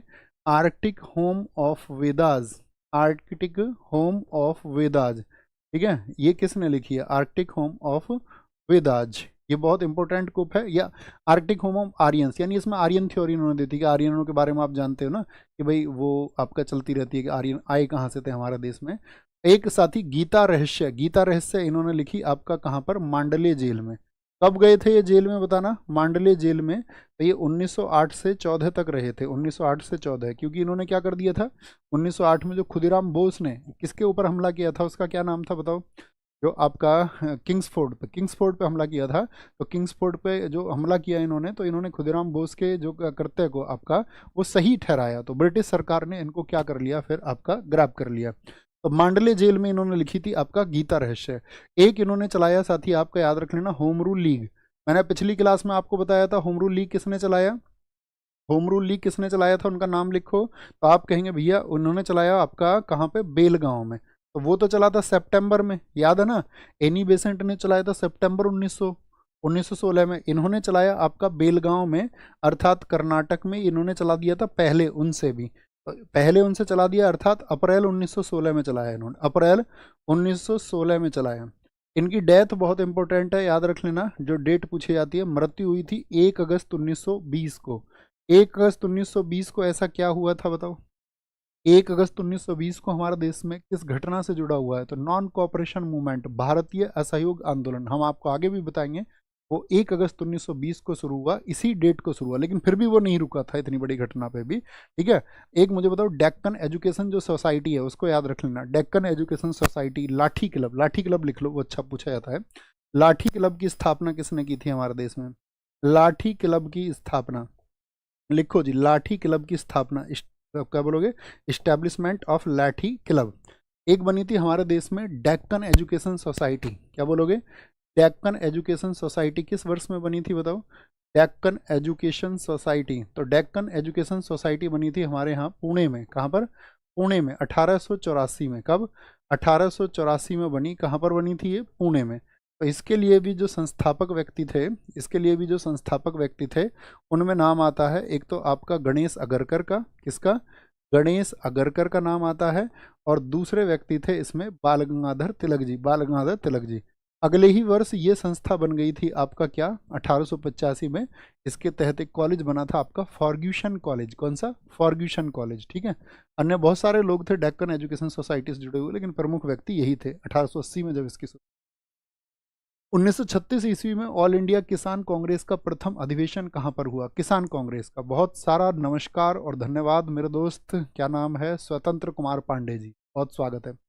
1936 में ऑल इंडिया किसान कांग्रेस का प्रथम अधिवेशन, ऑल इंडिया किसान कांग्रेस का पहला कहाँ पर हुआ था? लखनऊ में हुआ था अधिवेशन। कहाँ पर? और लखनऊ में। कब हुआ था? 1936 में। क्या ये है? अखिल भारतीय किसान कांग्रेस। कब हुआ था? 1936 में हुआ था, 1936 में। कौन थे इसमें अध्यक्ष बताना? इस अधिवेशन में जो अध्यक्ष थे उनका क्या नाम था? इसके चेयरमैन थे स्वामी सहजानंद सरस्वती। कौन? स्वामी सहजानंद सरस्वती। बोलो जी। स्वामी सहजानंद सरस्वती थे। और अगर हम बात करें इसमें सेक्रेटरी कौन रहे थे, सचिव कौन रहे थे? पहले बहुत पूछे जाते हैं। सचिव थे इसके एनजी रंगा। कौन थे? एनजी रंगा। एक साथी आपने पढ़ा होगा कम्युनिस्ट पार्टी ऑफ इंडिया, या हम बोले भारतीय कम्युनिस्ट पार्टी, उसकी भी एक किसान शाखा थी। भारतीय कम्युनिस्ट पार्टी की जो किसान शाखा थी कम्युनिस्ट पार्टी की जो किसान शाखा थी, किसान शाखा, उसके बारे में यदि आपसे पूछा जाए कि वो आपका 26 दिसंबर 1925 को कहाँ पर स्थापित हुई थी, तो आपका आंसर होना चाहिए कानपुर में। क्या? कानपुर में। और आपसे पूछे भारतीय कम्युनिस्ट पार्टी किसान जो शाखा थी, उसके पहले जो आपका महासचिव बनाए थे उन्होंने, वो किसको बनाया था? तो इसमें महासचिव बनाए गए थे आपका एस.वी. घटे। क्या बोलोगे? एस.वी. घटे। अच्छा मुझे बताओ, एक क्वेश्चन पूछा जाएगा आपसे, अवध किसान सभा, अवध जो किसान सभा है वो किस वर्ष में स्थापित हुई थी? अवध किसान सभा, अवध किसान सभा स्थापित हुई थी 1920 में, और इसको किया था बाबा रामचंद्र ने। किसने? बाबा रामचंद्र ने इसको स्थापित किया था, बाबा रामचंद्र। ओके, किसने स्थापित किया था? बाबा रामचंद्र ने इसको स्थापित किया था। ब्रिटिश वस्तुओं के बहिष्कार का सुझाव सबसे पहले किसने दिया? और ऐसी कौन सी घटना हो गई थी हमारे देश में? आप जानते हो, बंगाल विभाजन के बाद में विदेशी वस्तुओं का विरोध हुआ। बंगाल विभाजन, ठीक है, बंगाल को जो साथी आपका बंगाल पार्टीशन हुआ, तो इसकी जो घोषणा हुई थी वो किस वर्ष को हुई थी बताओ? घोषणा, तो इसकी घोषणा हुई थी आपका, क्या बोलोगे? घोषणा हुई थी इसकी 19 से 20 जुलाई, दोनों डेट आती हैं, 19 से 20 जुलाई 1905 को। और फिर इसके विरोध में बंगाल हमारा बंटना नहीं चाहिए, क्योंकि उन्होंने दो हिस्सों में बांट दिया, ईस्ट बंगाल और वेस्ट बंगाल। एक तरफ मुसलमान ज़्यादा, एक तरफ हिंदू ज़्यादा, ताकि दिक्कत पैदा हो। हिंदू मुसलमान के बीच की खाई पैदा करने के लिए इस देश में सबसे ज़्यादा जो जिम्मेदार है वो ब्रिटिश सरकार है। कौन है? ब्रिटिश आपका एम्पायर है। और यहाँ पर जो बंगाल विभाजन हुआ, याद रख लेना, वो आपका इसका एक विरोध हुआ, अपोज हुआ। और जो विरोध किया वो किसने किया था? विरोध किसने किया था? तो विरोध हुआ 7 अगस्त 1905 को। कब? 7 अगस्त 1905 को। कहाँ पर? कलकत्ता में। कि भाई हमको अपनी चीज़ें स्वीकार करनी है। कलकत्ता में आपका एक जगह पड़ती है टाउन हॉल, कौन सी? टाउन हॉल में ये विरोध हुआ। लेकिन क्या इन्होंने बंगाल विभाजन को रोक दिया? आप कहेंगे नहीं। बंगाल विभाजन लागू कब हुआ था? ये लागू हुआ है 16 अक्टूबर 1905 को। कब साथी? बोलेंगे, सारे प्यारे साथी बोलेंगे कब लागू हुआ है, तो आप सबका आंसर आना चाहिए। तो आप कहेंगे भैया 16 अक्टूबर 1905 को। तो विदेशी वस्तुओं के बहिष्कार का कृष्ण कुमार मित्र ने, क्या बोलोगे? कृष्ण कुमार मित्र ने। और ये इन्होंने जो सुझाव दिया था, ये सुझाव दिया था इन्होंने 13 जुलाई को। क्या बोलोगे? 13 जुलाई 1905 को। मुझे बताएं, तो ये आंदोलन बाद में क्या नाम पड़ गया था इस आंदोलन का? इस आंदोलन का नाम हो गया था स्वदेशी आंदोलन। क्या? तो भैया अपनी चीज़ों को हम अपनाएंगे, स्वदेशी आंदोलन, अपनी कॉलेज, अपनी आपका जो आपका एजुकेशन पॉलिसी है अपनी होगी। तो स्वदेशी आंदोलन, मुझे बताओ दिल्ली में किसने, स्वदेशी आंदोलन दिल्ली में किसने लीड किया था? तो सैयद हैदर रजा ने। किसने? ये सब जगह चला, सैयद हैदर रजा ने। पंजाब में बताओ, पंजाब में किसने लीड किया था इसको? तो पंजाब में कौन थे आपका पंजाब केसरी? नाम बताओ भैया। पंजाब में किया था आपका लाला लाजपत राय जी ने, लाला जी ने, इतना लिख देना, लाला जी ने किया था, लाला जी ने। अब आप हमको एक बात बताओ कि बंगाल विभाजन जब हुआ तो वायसराय कौन था आपका? बंगाल विभाजन के समय पर आपका वायसराय कौन था? तो क्योंकि 1858 के बाद से इनको वायसराय कहा जाने लगा था, जो गवर्नर जनरल थे, तो वायसराय था आपका नालायक कर्जन। कौन था? नालायक कर्जन था। इसने देश को बांट दिया। और ये रहा 1899 से लेकर के 1905। इसके बाद में इसको जाना पड़ा था फिर आपका, क्या बोलेंगे? कर्जन। कर्जन का नाम सबको याद रख लेना, ठीक है? कर्जन। सूची 1 को सूची 2 के साथ में मिलाइए। बताइए, ट्रॉपिकल मॉइस्ट डेसिडियस कहाँ के फॉरेस्ट हैं साथी आपका? या ट्रॉपिकल ड्राई डेसिडियस उष्ण कटिबंधीय जो शुष्क आपका, क्या बोलेंगे, पर्णपाती होते हैं। अल्पाइन वन कहाँ पर पाए जाते हैं? या फिर ट्रॉपिकल एवरग्रीन जो उष्ण कटिबंधीय सदाबहार होते हैं हमेशा, ये कहाँ पे पाए जाते हैं? तो जितने भी ट्रॉपिकल मॉइस्ट डेसिडियस हैं यानी उष्ण कटिबंधीय वन कहाँ पर पाए जाते हैं? जो तराई क्षेत्र है, तराई क्षेत्र, तराई क्षेत्र हो गया आपका नदियों का। उष्ण कटिबंधीय जो आपका शुष्क पर्णपाती वन है, ये कहाँ पर मिलते हैं? ये आपका गैंगेटिक प्लेन में, गंगा के मैदान में। और अल्पाइन कहाँ पर मिलते हैं? अरुणाचल प्रदेश, मतलब नॉर्थ ईस्ट में। और उष्ण कटिबंधीय सदाबहार कहाँ पर मिलेंगे? ये सह्याद्री में। मुझे बताओ, सह्याद्री से आप क्या समझते हैं? किस क्षेत्र की बात कर रहे हैं? सह्याद्री से किसी एक राज्य का नाम लिखिए, या किस शब्द को आप नज़दीक समझते हैं इससे? तो सह्याद्री मतलब लिखिए भाई फटाफट से, सारे लोग आंसर करें एक बार। सह्याद्री भैया महाराष्ट्र, भैया दक्षिण, भैया पश्चिमी घाट को बोलते हैं। पश्चिमी घाट सबसे नजदीकी शब्द है साथी इसका, पश्चिमी घाट।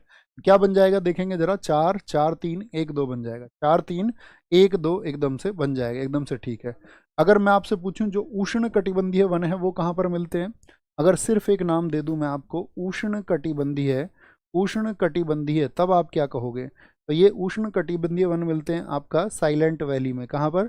साइलेंट वैली में। यानी कि साइलेंट वैली कौन सा है आपका? तो साइलेंट वैली है आपका, कहाँ पर पड़ता है साइलेंट वैली? तो केरल में पड़ता है। यानी कि यहाँ पे पड़ जाएंगे आपका उष्ण कटिबंधीय, यानी कि ट्रॉपिकल फॉरेस्ट्स की बात कर रहे हैं। अच्छा मुझे बताओ, जो शंकु वन मिलते हैं वो कहाँ पर मिलते हैं? जो शंकु वन वृक्ष होंगे जितने भी, यानी कि जो कॉनीफेरस होते हैं, कॉनीफेरस ये मिलते हैं हिमाचल प्रदेश में, कॉनीफेरस।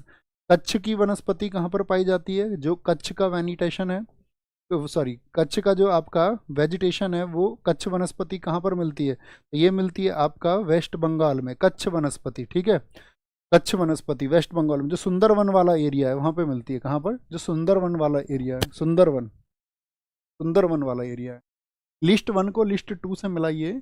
और क्या दिया हुआ है? मैंग्रोव साइट्स दी हुई हैं बहुत सारी, जहाँ पर मैंग्रोव आपका वन पाए जाते हैं, और उधर स्टेट दिए हुए हैं। तो जिनको आप जानते हैं उनको कोशिश करिए मिलाने का। बोलेंगे भाई क्या कहेंगे?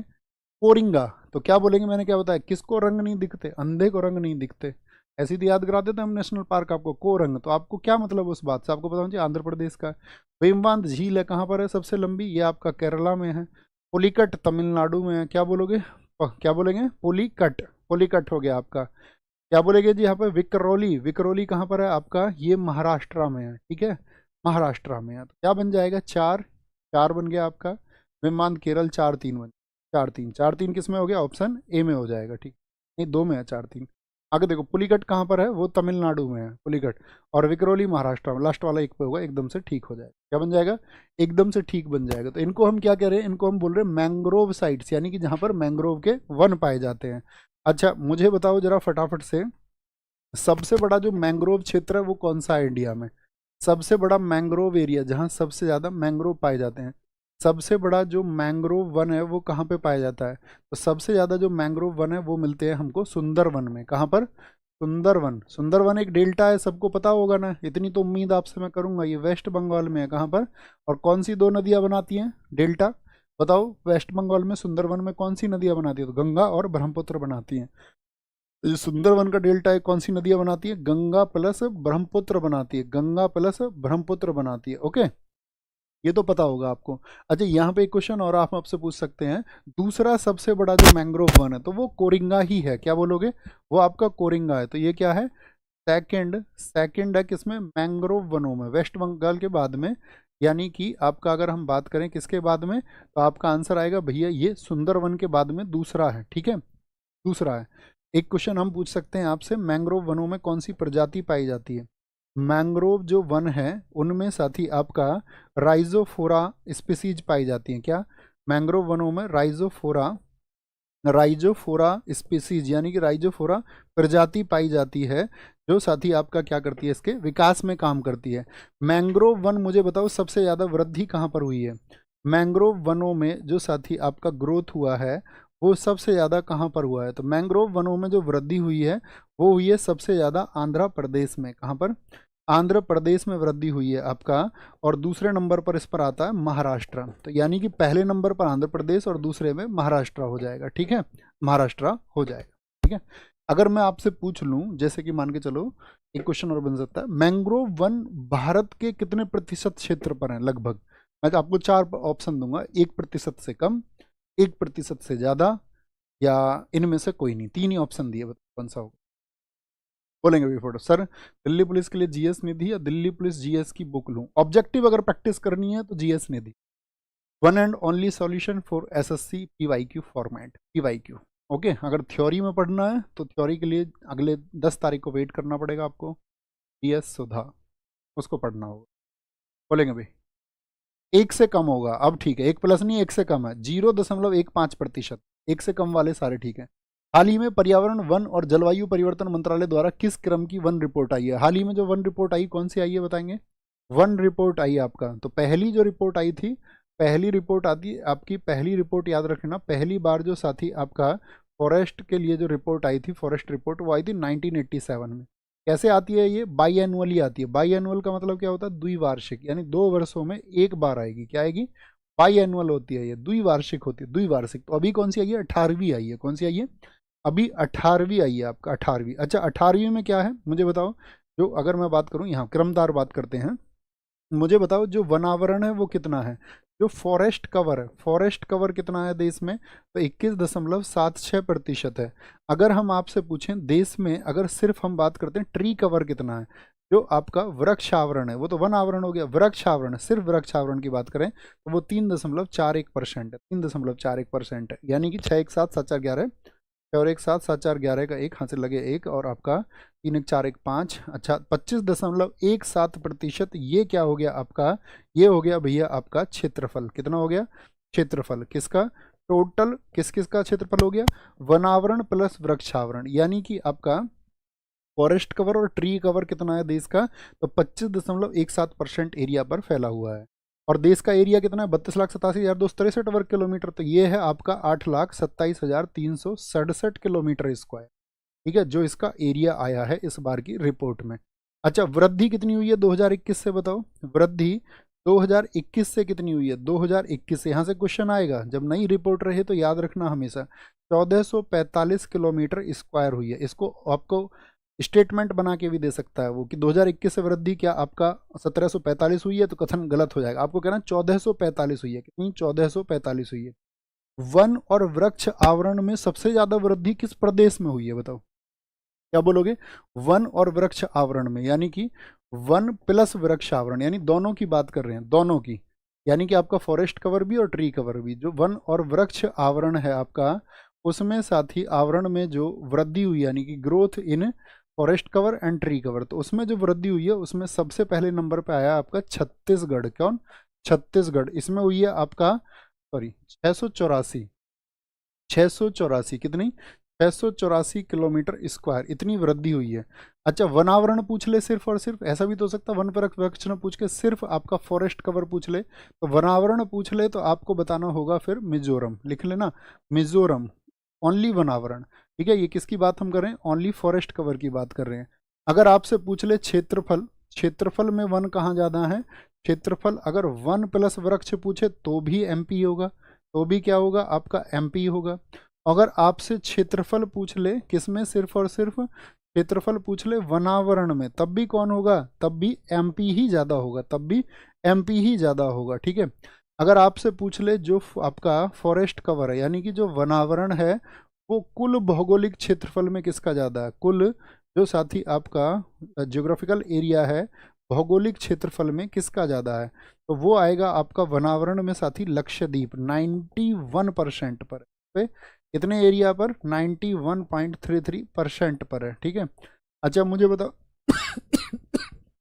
जो वनाग्नि है, रियली सॉरी, जो वनाग्नि है यानी कि वन में अग्नि लगती है आपका, वो सबसे ज्यादा किन राज्यों में लगती है वनाग्नि, बताओ जरा, सारे लोग बताएंगे सारे लोग बताएं, सारे, वनाग्नि बहुत बढ़िया भैया, वनाग्नि सबसे ज्यादा एक तो यूके और उड़ीसा, लगो जो जंगलों में आग लगती है, यूके, बहुत बढ़िया, बहुत शानदार, यूके उड़ीसा। भारत में सबसे अधिक उपजाऊ मृदा कौन सी है, सबसे ज्यादा उपजाऊ मृदा है जलोढ़ मृदा, क्या बोलोगे जलोढ़ मृदा, और ये क्या पाई जाती है सबसे ज्यादा हिस्से पर, कितने परसेंट पर पाई जाती है ये, कितने साथी बताएंगे, सबसे ज्यादा हिस्से पर ये भारत में पाई जाती है। यानी भारत का एरिया भी मैंने बताया 8 लाख, क्या बोलो सॉरी 8 लाख वो याद होगी, 32,87,263 वर्ग किलोमीटर, तो सबसे ज्यादा हिस्से पर यानी कि ये 43% पर पाई जाती है, 43% पर। जो पुरानी जलोढ़ होती है उसको क्या कहा जाता है, जो पुरानी यानी कि ओल्ड एलोवियल सॉइल होता है, जो पुरानी होती है उसको बोलते हैं बांगर, बांगर मिट्टी। और जितनी भी न्यू एलुवियल सॉइल होती है, जितनी भी नई मिट्टी होती है, नई जलोढ़ होती है, उसको साथ ही क्या बोलते हैं, नई जलोढ़ को कहा जाता है आपका खादर, क्या बोलोगे खादर कहा जाता है, खादर। विशेषता क्या है कि इसमें एक तो नाइट्रोजन की क्या होती है, कमी होती है, ज़्यादा होती है, तो नाइट्रोजन इसमें डिफिशियंसी में होता है, नीचे की तरफ बोल रहे हैं तो कमी होती है, कमी। और ह्यूमस जो होता है इसमें, ह्यूमस की भी क्या होती है इसमें, ह्यूमस की भी कमी होती है। अगर मैं पूछूं इसमें पोटास कितना होता है, तो पोटास इसमें अच्छा होता है, पोटास काफ़ी होता है। अगर पूछ ले इसमें चूना कितना होता है, कैल्शियम ऑक्साइड, वो भी ठीक होता है, क्या होता है ठीक होता है। और उर्वरता की दृष्टि से ये सर्वोत्तम है, उर्वरता की। मुझे बताएं इसमें कौन कौन सी फसल होती हैं, इसमें कौन कौन सी साथी जलोढ़ मृदा में जो फसलों के नाम है, फसलों के नाम है, तो वो फसल है इसमें जैसे धान हो गया, गेहूं हो गया, मक्का हो गया, धान हो गया, गेहूं हो गया, और आपका मक्का हो गया, मक्का हो गया, मक्का हो गया। अगर हम आपसे पूछें काली मिट्टी, ब्लैक सॉइल, चलो इसको अलग से कराएंगे सबको, है ना, एक क्वेश्चन लेकर के पूरा प्रॉपर एक कराएंगे अभी ये। नेक्स्ट, अर्थव्यवस्था के आकार के लिए सर्वाधिक प्रयुक्त माप कौन सा है? अर्थव्यवस्था के आकार के लिए सर्वाधिक प्रयुक्त माप कौन सी है? अर्थव्यवस्था को अगर हमको नापना है तो नेट डोमेस्टिक प्रोडक्ट पर, इनके फुल फॉर्म भी देखना सारे साथी, ग्रॉस नेट प्रोडक्ट पर, जीएनपी पर, या नेट नेशनल प्रोडक्ट पर, या फिर जीडीपी पर। तो किस पर नपती है? हमेशा जीडीपी पर नपती है, जीडीपी पर, याद रख लेना। और मुझे बताओ, इसमें पूछा जाता है कि किसी भी इकोनॉमी को देखना है तो हमारा देश जब स्वतंत्र हुआ था, तो स्वतंत्रता के समय कितनी जीडीपी थी हमारी? स्वतंत्रता के समय जो हमारी जीडीपी थी, ये भी तो माप है। तो पहली बार तो जब स्वतंत्र हुआ तो कुल थी 2,70,000 करोड़ रुपए, ठीक है, 2,70,000 करोड़ रुपए थी। अगर मैं पूछूं वर्तमान में एट प्रेजेंट हमारा देश की जीडीपी क्या है, अभी आपने अगर आर्टिकल पढ़ा हो आईएमएफ का, तो 4.3 ट्रिलियन डॉलर पहुंच गई है। कितनी? 4.3 ट्रिलियन डॉलर पहुंच गई है।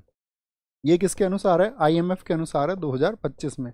आईएमएफ, आईएमएफ का हेडक्वार्टर बताओ, आईएमएफ का हेडक्वार्टर बताओ, इंटरनेशनल मॉनेटरी फंड, अंतर्राष्ट्रीय मुद्रा कोष के लिए। अगर हम बात करें यहाँ पर साथी आपका नेट नेशनल प्रोडक्ट एनएनपी की, किसकी? एनएनपी, एनएनपी का एक फॉर्मूला होता है, इसका होता है फॉर्मूला जीएनपी माइनस डेप्रिशिएशन। ये बहुत पूछा जाता है, मूल्य ह्रास बोलते हैं इसको, मूल्य ह्रास अर्थात डेप्रिशिएशन। तो नेट नेशनल प्रोडक्ट क्या होता है? ग्रॉस नेशनल प्रोडक्ट में से आप डेप्रिशिएशन माइनस कर दो, इसको क्या बोलते हैं? डेप्रिशिएशन को माइनस कर दो तो हमेशा एनएनपी निकल आएगा, एनएनपी निकल आएगा, ठीक है, एनएनपी। अच्छा, जीएनपी का पूरा नाम क्या होता है? जीएनपी बोलो तो जीएनपी क्या होता है आपका? ग्रॉस नेशनल प्रोडक्ट होता है। क्या होता है? Gross national product, national product होता है। ये 2-3 फुल फॉर्म है जो बहुत पूछी जाती हैं। जैसे एक पूछी जाती है जीडीपी एफसी क्या होता है? जीडीपी एफसी बताओ, जीडीपी एफसी क्या होता है? बताएंगे जीडीपी एफसी क्या होता है? तो gross domestic product, gross domestic, domestic product at at at factor cost, क्या होता है? एट फैक्टर कोस्ट होता है, एट फैक्टर कोस्ट होता है, ओके। और अगर हम पूछे, यहीं पे क्वेश्चन पूछा जाता है GDP F F F C P क्या होता है? C F, sorry, GDF C F क्या होता है? तो इसको बोलते हैं gross, gross domestic, gross domestic capital, gross domestic, sorry capital तो सी से आएगा, ग्रॉस डोमेस्टिक F4 होता है इसमें, फिक्स्ड कैपिटल, क्या बोलेंगे? Fixed E4 capital, capital formation बोलते हैं इसको, फॉर्मेशन, ये दोनों पूछे जाए तो क्या बोलेंगे इसको? Gross domestic product eight factor coast होता है। और जीडीएफ का मतलब क्या हो गया? Gross domestic fixed capital formation होता है, फॉर्मेशन होता है, ओके। नेक्स्ट आगे आएंगे। अगला क्या है? भारत में राष्ट्रीय आय की गणना किसके द्वारा की जाती है? जो भारत में नेशनल इनकम है उसको कौन काउंट करता है? नेशनल इनकम को बोलेंगे भाई फटाफट से, क्या बोलेंगे? नीति आयोग है, वित्त मंत्रालय है, केंद्रीय सांख्यिकी संगठन सीएसओ, या फिर आपका एनएसएसओ करता है। तो कौन करता है? केंद्रीय सांख्यिकी संगठन यानी कि सीएसओ करता है इसको, सीएसओ। अच्छा, सीएसओ की स्थापना कब हुई थी बताना? सीएसओ को स्टैब्लिश कब किया गया था? तो स्टैब्लिश हुआ था ये 2 मई 1951 को। कब? 2 मई 1951 को स्टैब्लिश हुआ था। और याद रख लेना, इसने जो शुरू की थी गणना, शुरू की थी इसने कैलकुलेशन, वो की थी 1955 से, 1955 से। अच्छा, मैं आपसे पूछूं, स्वतंत्र जो भारत था, इंडिपेंडेंट इंडिया की अगर हम बात करें, स्वतंत्र भारत, स्वतंत्र भारत में जो पहली बार ये किया गया था, तो पहली बार, तब तक तो आपका केंद्रीय सांख्यिकी संगठन नहीं है ना, 1951 में बना है, क्योंकि ये तो स्वतंत्र भारत में पहली बार जो गणना हुई वो 1948-49 में हुई थी। कब? 48-49 में। लेकिन वो की किसने थी? तो वो की थी आपका जो कॉमर्स मिनिस्ट्री थी हमारी, यानी कि जो वाणिज्य मंत्रालय ने इसको किया था, वाणिज्य मंत्रालय ने। और अभी किसके द्वारा होता है? वर्तमान में वाणिज्य मंत्रालय ने किया। अगर मैं पूछूं ये वर्तमान में किसके द्वारा किया जाता है, तो वर्तमान में इसको करता है एनएसओ। क्या बोलेंगे? वर्तमान में एनएसओ। जैसे कि 2019 में एक कोलैब कर दिया गया था, 2019 में क्या कर दिया गया था? सेंट्रल स्टेटिस्टिकल ऑर्गेनाइजेशन सीएसओ और national sample survey office NSS को मिला दिया गया था। और इनको मिलाकर ही क्या बना था? क्या बोलेंगे? इनको मिलाकर के ही एनएसओ बना था। क्या बना था? एनएसओ बना था। अगर ये मूल्य जब निकाल रहा है, राष्ट्रीय आय की गणना कर रहा है, तो मुख्य रूप से किस टर्म पर करता है? तो राष्ट्रीय आय की गणना होती है आपकी बाजार मूल्य पर। किस पर? बोलें, किस पर गणना होती है? मार्केट प्राइस पर, बाजार मूल्य पर गणना की जाती है, ठीक है, जिससे शुद्ध राष्ट्रीय उत्पाद निकाला जाता है और राष्ट्रीय आय की गणना होती है। भारत में राष्ट्रीय आय की गणना का पहला प्रयास किसने किया था? राष्ट्रीय आय यानी कि नेशनल इनकम को कैलकुलेट करने के लिए तो सबसे पहले दादा भाई नारोजी। दादा भाई नारोजी ने कौन सा सिद्धांत दिया था? धन की निकासी का सिद्धांत। इसको और क्या क्या नाम देते हैं बताओ? धन की निकासी का सिद्धांत, इसको ड्रेन थ्योरी भी कहा जाता है। क्या बोलते हैं इसको साथी आपका ड्रेन थ्योरी भी कहा जाता है, ड्रेन थ्योरी। क्योंकि इससे पहले तो अंग्रेजों को लगता ही नहीं था भाई, भारतीयों को लगता ही नहीं था अंग्रेजों ने लूटा है। कितना पैसा मैंने आपको बताया था हिस्ट्री क्लासेस में, बताओ। जब इन्होंने प्रकाशन किया अपनी बुक को, और यहाँ तो ये छपी भी नहीं, लंदन में ही छपवाई इन्होंने अपनी किताब, क्योंकि वहाँ पर एक लिबरल आपका एमपी भी थे वहाँ पर, लिबरल पार्टी के। तो इन्होंने एक बुक लिखी थी। उस बुक का क्या नाम है? Poverty and un-British rule in India. और वो बुक कब पब्लिश हुई थी? 1901 में हुई थी, 1901 में, ओके, 1901 में। तो इन्होंने अंग्रेजों से लूट बताई थी। कितनी लूट करके ले गए अंग्रेज? बहुत बढ़िया भैया, बहुत बढ़िया। 12 ट्रिलियन डॉलर, 45 ट्रिलियन डॉलर, बहुत कमाल, 45 ट्रिलियन डॉलर वाले, बहुत सही। तो इनकी बुक का नाम क्या था आपका? बुक का नाम, अभी इंडिया की जीडीपी कितनी बताई मैंने आपको? 4 ट्रिलियन डॉलर। और ये कितना लूट कर ले गए ईस्ट इंडिया कंपनी वाले हमसे। और तुम नफरत इनसे जा करने की बजाय और इनके यहाँ घूमना चाहते हो, इनको बड़ा पसंद करते हो तुम। और नफरत तुम किनसे करते हो? जो इस देश में आए, हालांकि उनके अत्याचार की अपनी कहानी है, लेकिन बहुत सारे शासक तो इस देश में जब आए तो उन्होंने रूल किया और बहुत अच्छे से रूल किया। और हम की हमारी नफरत उनसे। Poverty and un-British rule in India, क्या बोलोगे? पॉवर्टी एंड अनब्रिटिश, हमारे देश को गरीब इन्होंने बनाया है। Un-British rule in India, un-British rule in India, जिसकी वजह से हमारे देश में क्या हुआ आपका? अशिक्षित लोगों की संख्या बढ़ती चली गई, क्योंकि उनसे उनकी शिक्षा के अवसर छीन लिए गए। शिक्षा का अवसर छीनने का कारण क्या होता? आर्थिक शोषण। तो poverty and British rule in India कब पब्लिश हुई थी? लंदन में पब्लिश हुई थी 1901 में। का ईयर बहुत पूछा जाता है, याद रख लेना, 1901 में। और इन्होंने जब पहली बार राष्ट्रीय आय की गणना की थी तो इन्होंने कितनी बताई थी? 20 रुपये, क्या बोलेंगे? 20 रुपये बताई थी, ठीक है। पर कैपिटा इनकम है, प्रति व्यक्ति आय बताई थी, इतनी तो इन्होंने प्रति व्यक्ति आय। और 340 करोड़ इन्होंने बताई थी इस देश की, 340 करोड़ इन देश की नेशनल इनकम, क्या बोलोगे? यानी राष्ट्रीय आय कितनी बताई थी इन्होंने? नेशनल इनकम कितनी बताई थी? 340 करोड़ रुपए। और ये कब, किस ईयर की बात है? 1867-68, क्योंकि इसका ईयर बहुत पूछा जाता है कि पहली बार आपका प्रति व्यक्ति आय की गणना कब की गई थी। और आपका इसमें ही एच डी तेंदुलकर नहीं, PC Malav, V R Rao, इन्होंने की थी पहली वैज्ञानिक गणना। पहली जो साइंटिफिक कैलकुलेशन किया था वो इन्होंने किया था, पहली वैज्ञानिक गणना। किस वर्ष में की थी बताओ? किस वर्ष में की थी? तो 1931-32 में की। कब की? 1931-32 में इन्होंने की थी, 1931-32 में, याद रख लेना, ठीक है। पीसी महालनोबिस नहीं होंगे आपका। पीसी महालनोबिस को एक चीज़ के लिए हम याद कर सकते हैं, ठीक है। 1949 में इनकी अध्यक्षता में, इनकी जो अध्यक्षता थी उसमें कमेटी गठित हुई थी। इनकी अध्यक्षता में क्या बोलेंगे? राष्ट्रीय आय समिति, नेशनल इनकम कमेटी गठित हुई थी, राष्ट्रीय आय समिति। तो आपसे कभी भी पूछे कब की है? 1949 की है। राष्ट्रीय आय समिति ने पहला आधिकारिक प्रयास किया था। तो पहला ऑफिशियल एफर्ट कब लगा था आपका? तो वो 1949 में पहला आधिकारिक प्रयास हुआ था, जिसकी रिपोर्ट आई थी कब? रिपोर्ट आई थी 1954 में। रिपोर्ट कब आई थी इसकी? 1954 में आई थी, 1954 में, ओके। और उस समय देश की जो आपका नेशनल राष्ट्रीय आय थी, राष्ट्रीय आय उस समय पर हो चुकी थी लगभग 8,500 करोड़। जो इन्होंने यहाँ पर बताई थी ना 340 करोड़ इस समय पर, तो वो आपका लगभग आप समझ लीजिए 90 वर्षों के बाद बात कर रहे हैं, तो वो 8,000 करोड़ पे पहुँच चुकी थी। लगभग आप कह सकते हैं कि लगभग 25 गुना पहुँच चुकी थी। बोले जी, राष्ट्रीय आपका ग्रामीण स्वास्थ्य मिशन किस वर्ष में शुरू किया गया था? राष्ट्रीय ग्रामीण स्वास्थ्य मिशन 2005 में, 2007 में, 2012 में, 2002 में। तो 2005 में शुरू हुआ। ये क्या है? इसका नाम, पहला नाम देखिए, इसको NRHM, क्या बोलते हैं इसको? NRHM इसको कहा जाता है। NRHM, ऐसी एक देश में एक मिशन चला NUHM। तो यहाँ U से मतलब क्या है NUHM में, बताओ?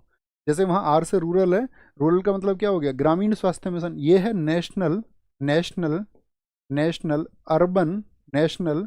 Urban health mission. क्या होता है ये? नेशनल अर्बन हेल्थ मिशन होगा आपका। यानी कि इसको हम क्या कह देंगे इस बार? शहरी हो जाएगा। तो अर्बन मतलब राष्ट्रीय शहरी स्वास्थ्य मिशन। तो ये NUHM कब चला है? तो NUHM चला है साथी आपका, ये चला था 2013 में। कब? 2013 में चला है। और इसी 2013 में देश में NHM भी चला है। NHM बोले तो नेशनल हेल्थ मिशन कब चला था, तो आप कहना 2013 में चला, 2013 में। अब मुझे बताओ PM जन आरोग्य योजना किस वर्ष चली? PM जन आरोग्य योजना जो देश, अगर हम बोले सबसे बड़ी स्वास्थ्य बीमा योजना है, वो किस वर्ष में चली थी? यहाँ पे एक क्वेश्चन और पूछेंगे हम आपका जन आरोग्य स्कीम से ही। राष्ट्रीय डिजिटल स्वास्थ्य योजना, राष्ट्रीय डिजिटल, क्या बोलोगे? राष्ट्रीय डिजिटल डिजिटल स्वास्थ्य योजना, यह स्वास्थ्य मिशन ही कहें तो उसको ज़्यादा ठीक रहेगा।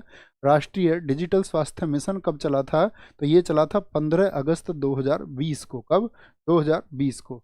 अभी हमने आपसे पूछा PM जन आरोग्य योजना, क्या बोलोगे?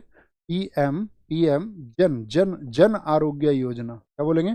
PM जन आरोग्य योजना, PM जन आरोग्य योजना कब चली थी? तो PM जन आरोग्य योजना चली है आपका 23 सितंबर 2018 को। कब?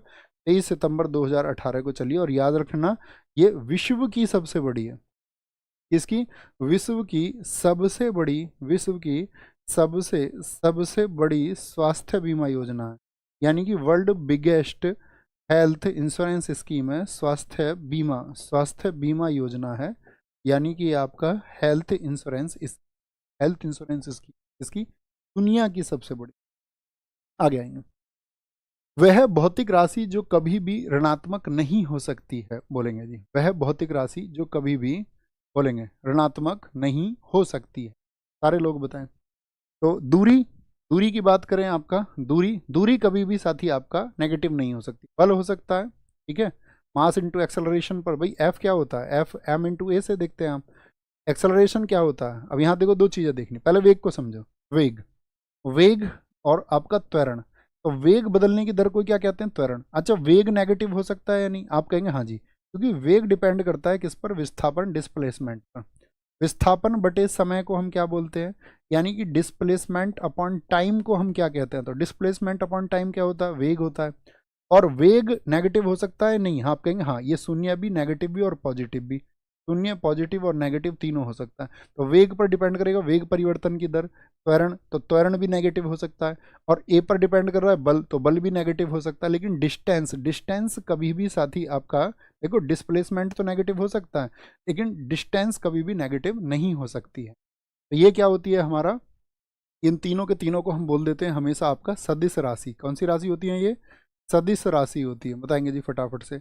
इस तरह की राशि हम इनको कह देंगे, ये भैया हमारी कैसी हो जाएंगी? ये आपका, सारे लोग बोले कैसी राशि है? बोलेंगे भी फटाफट से। बच्चा पढ़ो, नाम बुलवाने के चक्कर में मत लगो, एक दिन दुनिया तुम्हारा नाम लेगी, हमने कहा ना। बोलो भी फटाफट से भैया। बहुत शानदार। वेक्टर है, वेक्टर क्वांटिटी है, वेक्टर क्वांटिटी है। अच्छा, कुछ मुझे आप लिख के बताओ वेक्टर क्वांटिटीज के नाम। वेक्टर के अर्थात आपका सदिश के कुछ नाम लिख के बताओ, सदिश के नाम लिख के बताओ। तो सदिश के नाम लिख के आप क्या बताएंगे? जिसमें सदिश कौन सी होती है? जिसमें आपका परिमाण भी चाहिए आपका, जिसमें दिशा भी चाहिए, ठीक है, परिमाण भी चाहिए और जिसमें दिशा भी चाहिए आपका। ये दोनों ही चीजें होनी चाहिए। तो जो वे वाले मैंने आपको बता रखे हैं, वे के जैसे वेग हो गया है ना, त्वरण हो गया आपका। वेग के साथ में आपका आवेग हो गया। आवेग बोलते हैं किसको? इम्पल्स को।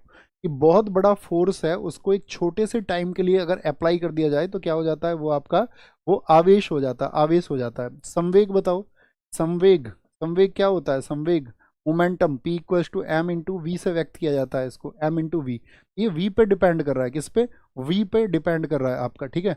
विस्थापन नहीं लिखा ना हमने उधर। विस्थापन हो गया, डिस्प्लेसमेंट, ये सब आपस में है, V पर डिपेंड कर रहे हैं। विस्थापन हो गया आपका। एक साथी आपका इसमें पूछा था, चुंबकीय आघूर्ण होता है। क्या होता है? चुंबकीय आघूर्ण, अर्थात मैग्नेटिक मूवमेंट होगा आपका। या हम बोले प्रवणता जो होता है आपका, प्रवणता बोले तो जो ग्रेडियंट है, ग्रेडियंट भी कैसी है आपका? तो वो भी आपका वेक्टर है, अर्थात सदिश है। अगर मैं आपसे पूछूं अदिश कौन कौन सी है?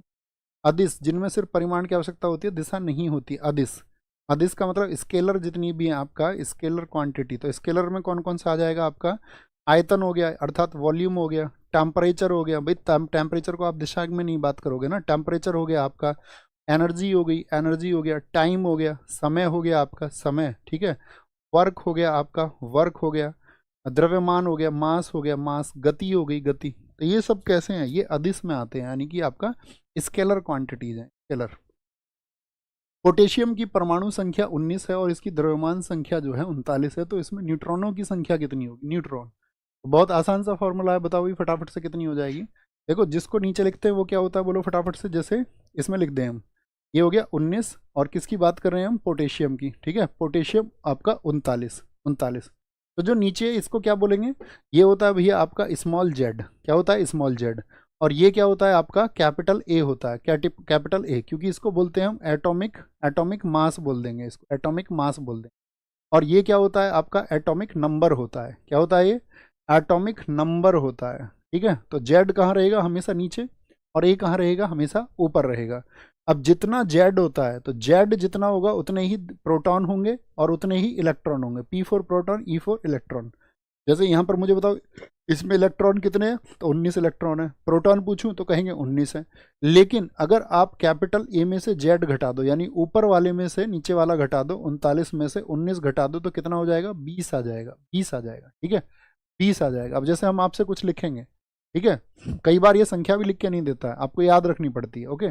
जैसे कार्बन में बताओ, कार्बन का प्रतीक अपनी कॉपी पर लिखो 6C12। तो इसमें बताओ न्यूट्रॉन कितने हैं? 7n14। इसमें न्यूट्रॉन बताओ कितने होंगे? 7n14। तो ये क्या? परमाणु संख्या में से घटा लो। जैसे सोडियम है, सोडियम में पूछ देगा सोडियम में कितने आपका, सोडियम में कितने आपका क्या पूछ लेगा? न्यूट्रॉन होते हैं, ये पूछ लेगा। तो ये n बराबर है क्या? n बराबर फॉर्मूला, न्यूट्रॉन पूछ लेगा आपसे। जैसे यहाँ सोडियम में मुझे बताओ, सोडियम में 11 होता है और 11 n कितना बन जाएगा आपका? 23 बन जाता है, 23। तो यहाँ पर बताना जेड कितना होगा? तो जेड 11 है और 11 बराबर P बराबर E। 11 ही प्रोटॉन, 11 ही प्रोटॉन आपका इलेक्ट्रॉन और 11 ही आपका एटॉमिक नंबर। लेकिन न्यूट्रॉन कितने हो जाएंगे? तो न्यूट्रॉन हो जाएंगे आपका 23 - 11 अर्थात 12 हो जाएगा। न्यूट्रॉन कितना हो जाएगा? 12 हो जाएगा। जैसे कि कैल्शियम का होता है, कैल्शियम 30, कैल्शियम ए 40। तो घटा लेंगे, थम्सअप करो जी भैया, हम निकाल लेंगे। जिंक हो गया, जैसे जिंक 30 पे होता है, 30 पे होता है और ये 65 पे होता है, 65.38 होता है, 38 या 37 इतने के करीब होता है। ये सब आपको याद होने चाहिए दोस्त क्रम से। Hydrogen, helium, lithium, beryllium, boron, carbon, nitrogen, oxygen, fluorine, neon, sodium, magnesium, aluminium, silicon. और फिर क्या होता है आपका? सिलिकॉन के बाद में भूल गया मैं, फास्फोरस होता है, साथ में फिर सल्फर होता है, फिर क्लोरीन होता है, फिर आपका क्लोरीन के बाद में क्या होता है? फिर आपका क्लोरीन के बाद, क्लोरीन 17 होता है ना, क्लोरीन के बाद में फिर 18 पे क्या होता है बताओ फटाफट से? क्लोरीन के बाद में क्या होता है भैया?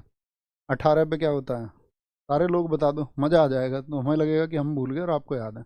फिर आपका पोटेशियम होता है, फिर कैल्शियम होता है, फिर स्कैंडियम, टाइटेनियम, वेनेडियम, क्रोमियम।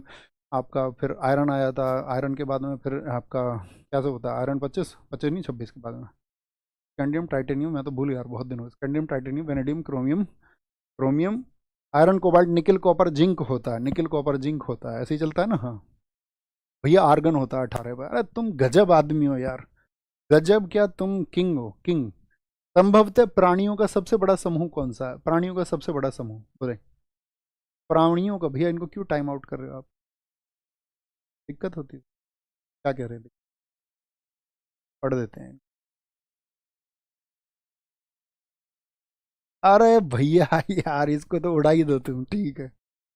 वो अपनी धुन में है, कह रहा मुखिया के चुनाव के लिए उसने किसी की बात दिल पे ले लिया, इस बार उसे मुखिया का चुनाव लड़ना। कह रहा क्वालिफिकेशन, इस देश में क्वालिफिकेशन होती तो इस देश में राजनीति अच्छे तरीके से नहीं चलती। लीड करने वाले लोगों के लिए क्वालिफिकेशन होती तो बढ़िया लोग आगे नहीं जाते हैं। अब पता चले अंगूठा में, अभी एक चल रहे थे, अमित शाह जी फोन कर रहे थे उनके पास में, बोले भैया सांसद जी के पास में अमित शाह का फोन आया है। अमित शाह, उन्होंने भी इधर से वीडियो बनाई, उन्हें भी अपने फॉलोअर्स को दिखानी थी कि हमारा वीडियो ना जरा हम बात करेंगे अमित शाह से, तो लोगों को दिखाना। और उन्होंने लिख रखा Amit Shah office, OAPIS, office की स्पेलिंग ये लिखी हुई है हमारे देश के एक MP ने। बड़े कमाल की बात है, आप समझिए। तो भैया तुम क्वालिफिकेशन पूछ रहे हो, तो वहाँ तो MP के लिए क्वालिफिकेशन नहीं है ना, तो तुम मुखिया के लिए क्या क्वालिफिकेशन का काम करोगे? हाँ एज का जरूर है, ठीक है, एज का जरूर है, बाकी वैसी कोई क्वालिफिकेशन नहीं है। उम्र सीमा का आपको लिए बताया जाएगा भैया। उम्र सीमा अलग अलग तरीके से, आपका गांव के लिए, जिला पंचायत के लिए, और आपका फिर विधानसभा के लिए और लोकसभा के लिए। बाकी कोई क्वालिफिकेशंस नहीं। तुमको किसी ने गांव में चुनौती तो नहीं दे दी है तुमने किसी को? लड़ जाओ तुम सब चुनाव अपने अपने गांव से, क्रांति लेके आओ, है ना। युवा क्रांतिकारी होने चाहिए। संभवतः प्राणियों का सबसे बड़ा समूह क्या है? टक्कर दे दो जबरदस्त, लोगों से बात करो, उनकी बताओ लोगों की लूट के बारे में। लोग आर्थ्रोपोडा, आर्थ्रोपोडा ये क्या है, सबसे बड़ी। इसमें कितनी प्रजाति आती है, इसमें 10 लाख प्रजाति आती है, 10 लाख स्पीसीज, 10 लाख प्रजाति, 10 लाख प्रजाति। और 10 लाख प्रजातियों में साथी मुझे बताओ सबसे बड़ा उदाहरण कौन सा, तिलचट्टा। क्या बोलोगे, तिलचट्टा। जितने कॉकरोच हैं इनकी संख्या है क्या कहीं, झींगा, जितने भी श्रिम्प्स हैं, श्रिम्प, श्रिम्प हो गया आपका, केकड़ा, तितली, मक्खी, मच्छर, केकड़ा, सब चुनाव लड़ जाओ, तितली, मक्खी, मच्छर, मक्खी, मच्छर बताओ जी भैया, मक्खी, मच्छर, ये सब किस में आते हैं, ये ऑर्थोपोडा में आते हैं। किस में आते हैं, ये ऑर्थोपोडा में आते हैं भैया, है ना। नेक्स्ट, इनसे बड़ी कोई प्रजाति नहीं है, जहां कुछ नहीं होगा वहीं ऑर्थोपोडा होंगे। निम्न में से किस जीव में 3 कोष्ठीय हृदय होता है, जिसमें क्या होता है, 3 चैम्बर्स होते हैं। तो मछली में, पक्षी में, मेंढक में या फिर मनुष्य में होता है। क्या बोलोगे भैया, मेंढक में होता है, मेंढक में, ठीक है। इसमें होता है मेंढक में, क्योंकि मेंढक में क्या होता है आपका, 2 तो इसमें होते हैं अलिंद, अलिंद यानी कि 2 ऑरिकल्स होते हैं, और एक इसमें होता है निलय, अर्थात एक वेंट्रिकल होता है, इसमें वेंट्रिकल होता है। मनुष्य के मामले में क्या होता है, मानव के मामले में बताना, ह्यूमन में क्या होता है, 2 अलिंद होते हैं, यानी कि 2 अलिंद होंगे आपका, और साथ में 2 निलय होते हैं, यानी कि 2 ऑरिकल्स होंगे और 2 वेंट्रिकल्स होंगे। तो मुझे जरा बताना फटाफट से कि टोटल कितने चैम्बर हो गए, तो टोटल भैया 4 चैम्बर हो गए मनुष्य में, 4 चैम्बर हो गए, ठीक है। कंगारू में बताना कितने होते हैं, कंगारू में, चिड़िया होती है, चमगादड़ होता है, इसमें कितने होते हैं, चिड़िया, चिड़िया मैंने आपको शायद ये दिया था एक दिन काम, चमगादड़ में, तो इनमें सभी में 4 होते हैं। क्या बोलोगे, चमगादड़, इन सभी में कितने होते हैं, 4 होते हैं, 4। आपका जो बीज होती है मधुमक्खी, हनी बीज, उसमें कितने होते हैं, मधुमक्खी में 5 होते हैं। कितने होते हैं, मधुमक्खी में 5 होते हैं। कॉकरोच में भैया कितने होते हैं, कॉकरोच का सबसे इंपॉर्टेंट है, पूछा जाता है, कॉकरोच में 13 होता है। कितना होता है, कॉकरोच में भैया 13 होते हैं, 13। उभय उभयचरों में कितने होते हैं, जितने भी उभयचर या सरीसृप में ज्यादातर में क्या होंगे, 3 कोष्ठे होता है। किसमें होता है, जो आपका 3 चैम्बर से, किसमें होता है, जितने भी एम्फीबियंस हैं, जितने भी एम्फीबियंस हैं या जितने भी रैप्टाइल्स हैं, कितने, जितने भी रैप्टाइल्स हैं। लेकिन इसमें एक आपका एक्सेप्शन केस भी आता है, अपवाद, मगरमच्छ। कितने होते हैं मगरमच्छ में बताना, अपवाद है इसका मगरमच्छ, क्रोकोडाइल। और क्रोकोडाइल में होते हैं भैया आपका 4। कितने होते हैं बाबू भैया, 4 होते हैं, 4। कितने होंगे इसमें, 4 होंगे, 4। हाल ही में शस्त्र रामानुजन पुरस्कार 2024 में किसे सम्मानित किया गया है, किसे सम्मानित किया गया है हाल ही में, बताएंगे। अभी पुरस्कार मिला, तो शस्त्र रामानुजन पुरस्कार, इसके लिए क्या होता है, ये मिलता है 32 वर्ष से कम के गणितज्ञ को। 32 वर्ष से कम का होगा, ज़्यादा नहीं, कम का मैथमेटिशियन, इससे कम कम का होना चाहिए, ठीक है। कम का जो आपका साथी मैथमेटिशियन होना चाहिए, उसको ये दिया जाएगा। उसको कब से शुरू किया गया था, ये 2005 से शुरू हुआ था। कब से, 2005 से शुरू हुआ था। तो 2024 में पिछली बार किसको दिया गया, इसको अलेक्जेंडर डन को दिया गया, अलेक्जेंडर डन को, ठीक है। 2025 के कुछ अवार्ड मुझे बताओ, आपके फिंगरप्रिंट्स होंगे, आप करंट अफेयर्स को पढ़ते होंगे। हम आपसे पूछना चाहेंगे प्रित्जकर अवार्ड, जो पूछा जाएगा उसको पूछेंगे हम आपसे, प्रित्जकर अवार्ड, और कुछ नहीं। प्रित्जकर अवार्ड मुझे बताओ फटाफट से, प्रित्जकर अवार्ड क्वेश्चन वो जो पूछा जाए।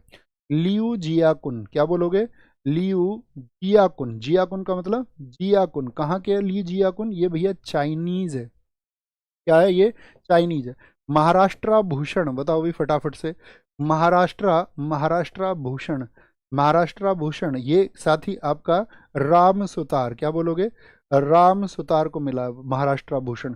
तीसरा आपसे पूछेगा रामसर अवार्ड किसको मिला है, रामसर अवार्ड, रामसर अवार्ड मिला है आपका किनको, रामसर अवार्ड मिला है आपका जयश्री वेंकटेशन को, जयश्री को याद रख लो बस, जयश्री को। डिजिटल परिवर्तन 2025 अवार्ड किसको मिला है बताओ, डिजिटल परिवर्तन 2025, डिजिटल परिवर्तन, सॉरी, डिजिटल परिवर्तन, परिवर्तन भैया राइटिंग समझ में आ जाती है, इतनी कृपा कर लेना, थम्स अप कर दो, क्योंकि थोड़ा जल्दी लिखना पड़ता है, नहीं तो सस्ता सस्ता के लिखेंगे तो फिर प्रैक्टिस सेशन का कोई अर्थ नहीं। वो क्लासेज हो तो थ्योरी तो समझे भी आराम से, प्रैक्टिस हो तो ज़बरदस्त तरीके से हो। गोल्ड मरकरी अवार्ड, एक बार थम्स अप करके हमारी हौसला अफजाई करो। मरकरी अवार्ड बेशक से तुम्हें समझ में ना आती हो, लेकिन तब भी बोल दो भैया, बहुत अच्छी समझ में आती है। क्या बोल दो, दलाई लामा को मिला है। दलाई लामा बताओ किस देश से, दलाई लामा तिब्बत से। दलाई लामा की भारत में एंट्री किस ईयर में, दलाई लामा की भारत में एंट्री किस ईयर में, 1959 में, 1959 में। दलाई लामा को नोबेल पुरस्कार कब मिला, 1989 में। अब मुझे बताओ दलाई लामा ने बहुत वर्षों के बाद में किस अवार्ड को एक्सेप्ट किया, पिछले वर्ष आपका रमन मैग्सेसे अवार्ड को। मुझे बताओ दलाई लामा की बुक का नाम क्या है, ये जो बता दे वही क्लास की हीरोइन या हीरो लड़का बता दे तो बताओ जी फटाफट से। गोल्ड गोल्ड मरकरी अवार्ड, आपका गोल्ड मरकरी अवार्ड, आप मुझे बताओ प्रवासी भारतीय पुरस्कार किसको मिला है? प्रवासी भारतीय पुरस्कार, प्रवासी भारतीय पुरस्कार किसको मिला है? भैया बुक का नाम दिखाना। प्रवासी भारतीय पुरस्कार सैयद अनवर, सैयद अनवर, अनवर खुर्शीद को मिला है। सैयद अनवर खुर्शीद को मिला है। किसको? सैयद अनवर खुर्शीद को मिला है। महाराजा हरि सिंह को, महाराजा, महाराजा जो हरि सिंह है, महाराजा हरि सिंह अवार्ड, हरि सिंह को नहीं, महाराजा हरि सिंह अवार्ड किनको मिला है? तो महाराजा हरि सिंह अवार्ड मिला है मनोज सिन्हा को। किनको? मनोज सिन्हा को मिला है। मनोज सिन्हा को मिला है। किसको मिला है? मनोज सिन्हा जी को मिला है। ठीक है, मनोज सिन्हा जी को मिला है। कोई दिक्कत, कोई परेशानी नहीं जी भैया। किसने बताया? हाँ, किसने बताया था? बोलो, तुम बोलो, मुझे खुद नहीं पता किसने बताया है। क्या कमेंट आ रहे हैं, क्या लिख रहे हैं ये सब, बताओ जरा जरा। लिखना क्या चाह रहे हैं ये सब? बैन करो? बुक का नाम है। हमने क्या क्वेश्चन पूछा था, बताओ तुम। हम्म, तुम हमारी तरह देसी रहोगे? जो सबसे ज्यादा कमेंट लिख रहे हैं बच्चे, वो देखो वो क्या है। The art of happiness, exile, ये सब क्या है? ये बुक्स के नाम लिख रहे हैं, है ना? समझ गए ना? तो ये कहना था, सबसे पहले किसने लिखा? खुद ही तुमने। हमारी हीरोइन और हीरो दोनों, हम देख रहे थे हमारी मूवी में हीरो और हीरोइन कौन है, दोनों खो दिए भैया इन्होंने। इन्होंने ध्यान ही नहीं दिया है। तो चुपचाप फोन वोन तो नहीं चला लेता है, दिखा। हाथ कहाँ घुसा रखा तुमने? अच्छा, जेब में? तो बाहर निकाल के रखो ना इसको, फोन को। इस पर ध्यान ही मत लगाओ। हाल ही में विश्व स्वास्थ्य संगठन द्वारा भारत को किस बीमारी के उन्मूलन के लिए सम्मानित किया गया है? बोलेंगे जी पोलियो, मलेरिया, ट्रेकोमा या फिर टीबी होगा, बताएंगे ये सारे लोग। तो क्या बोलोगे आप? ट्रेकोमा। ट्रेकोमा किसका रोग है? ये आंख की बीमारी है भैया। किसकी? ये आंख की बीमारी है, आंख की बीमारी। ठीक है, आंख की बीमारी है ट्रेकोमा। कभी कभी क्या होता है कि किस आपका, किस, ये बताओ मुझे फटाफट से, किस रोग से कौन सा अंग प्रभावित होता है? तो ये क्वेश्चन पूछ लेता है कई बार। ओके, टीबी जैसे, मुझे बताओ फटाफट से अभी, आपका जो मलेरिया को कब खत्म करने जा रहे हैं? मलेरिया, विश्व स्वास्थ्य संगठन जो साथी मलेरिया उन्मूलन का लक्ष्य रखा गया है, मलेरिया उन्मूलन, तो ये 2030 है। क्या है? 2030। इनको आगे पीछे करते रहते हैं कई बार। टीवी के लिए कौन सा रखा गया है? जो ईयर रखा गया है वो है 2025, 2025। ट्यूबरक्लोसिस के लिए, ह्यूमन इम्यूनो वायरस के लिए कौन सा है? 2030 है। एचआईवी के लिए कौन सा परीक्षण होता है भैया? एलिसा टेस्ट होता है। कौन सा होता है? एलिसा टेस्ट होता है। किसके लिए? एड्स है या नहीं है? एड्स का मतलब क्या? एक्वायर्ड इम्यून डिफिशियंसी सिंड्रोम होता है। एक्वायर्ड इम्यून डिफिशियंसी सिंड्रोम यानी कि एड्स, एड्स का फुल फॉर्म, वो भी कई बार पूछ लिया जाता है। यहाँ आपसे पूछे जो काला जार है, काला जार को खत्म करने का कब का लक्ष्य है? तो वो है आपका 2023 था। ठीक है, 2023 ये पिछला था हाल ही में। हमने बता दिया आपको इसका आंसर। हाँ, हाल ही में कौन सा राष्ट्रीय उद्यान भारत का दूसरा तितली विविधता वाला यानी second butterfly diversity centre of India बना है? बांधवगढ़, काजीरंगा, रणथंभौर या फिर आपका सांची का स्तूप बना है? तो क्या बोलोगे? काजीरंगा राष्ट्रीय उद्यान बना है। काजीरंगा कहाँ का है? काजीरंगा भैया असम का है। इसमें क्या मिलता है? जो आपका साथी एक हॉर्न वाला जो आपका राइनो मिलता है, एक सींग वाला गैंडा इसमें प्रचलित है। ये यूनेस्को में कब लिस्टेड हुआ था बताओ? काजीरंगा यूनेस्को में कब लिस्टेड हुआ था? तो यूनेस्को के वर्ल्ड हेरिटेज साइट में इसको 1985 में स्थापित, वो सॉरी, इसको 1985 में शामिल किया गया था। स्थापित तो ये 1974 में हुआ था। इस्टेब्लिशमेंट कब हुआ था इसका? स्थापित तो ये 1974 में हुआ था, 1974 में हुआ था। तो क्या बोलेंगे यहाँ पे? हमने बोला ये भारत का दूसरा तितली विविधता वाला बन गया। भैया कोई पहला भी होगा तो पहला है नाम दफा। कौन सा पहला है? आपका नाम दफा। तो किसके नाम दफा लिख गई थी बताओ जरा? अरे हमने तुमको यार क्लासेस में कितनी बढ़िया तरीके से याद कराया था, सब कुछ एक एक वर्ड लिंक करके ट्रिक से। और इसीलिए तुम इस फौज को हमने तैयार किया था कि एक दिन तुम जिस तरह से भरमार RWA किया उसको बनाए रखोगे, उस सिलेक्शन की भीड़ को जबरदस्त तरीके से तुम बनाए रखोगे। हाँ बेशक हमारे पास बच्चे ज़्यादा हैं तो सिलेक्शन तो सबको नहीं मिल सकता है ना, असफल बच्चे हमेशा ज़्यादा होते हैं, लेकिन जो सफल बच्चे सबसे ज़्यादा होते हैं वो RWA के हैं और रहे। ये विश्वास हमारा तुम्हारे ऊपर है कि तुम उसको मेंटेन रखोगे, उस डिकोरम को तुम बनाए रखोगे और वो आवाज़ें गूंजती रहेंगी। ठीक है, ऐसी आवाज़ किस डेट को गूंजेगी? 25 तारीख को। कितने बच्चे आ तो सब नहीं पाते सम्मान समारोह में, लेकिन इस भारत के सम्मान समारोह की सबसे बड़ी भीड़ होगी वो इंडिया के, है ना, सबसे बड़ी भीड़ होगी। देखना तुम 25 को। पहला नाम दफा क्या बोलोगे? ये अरुणाचल प्रदेश होगा, अरुणाचल प्रदेश।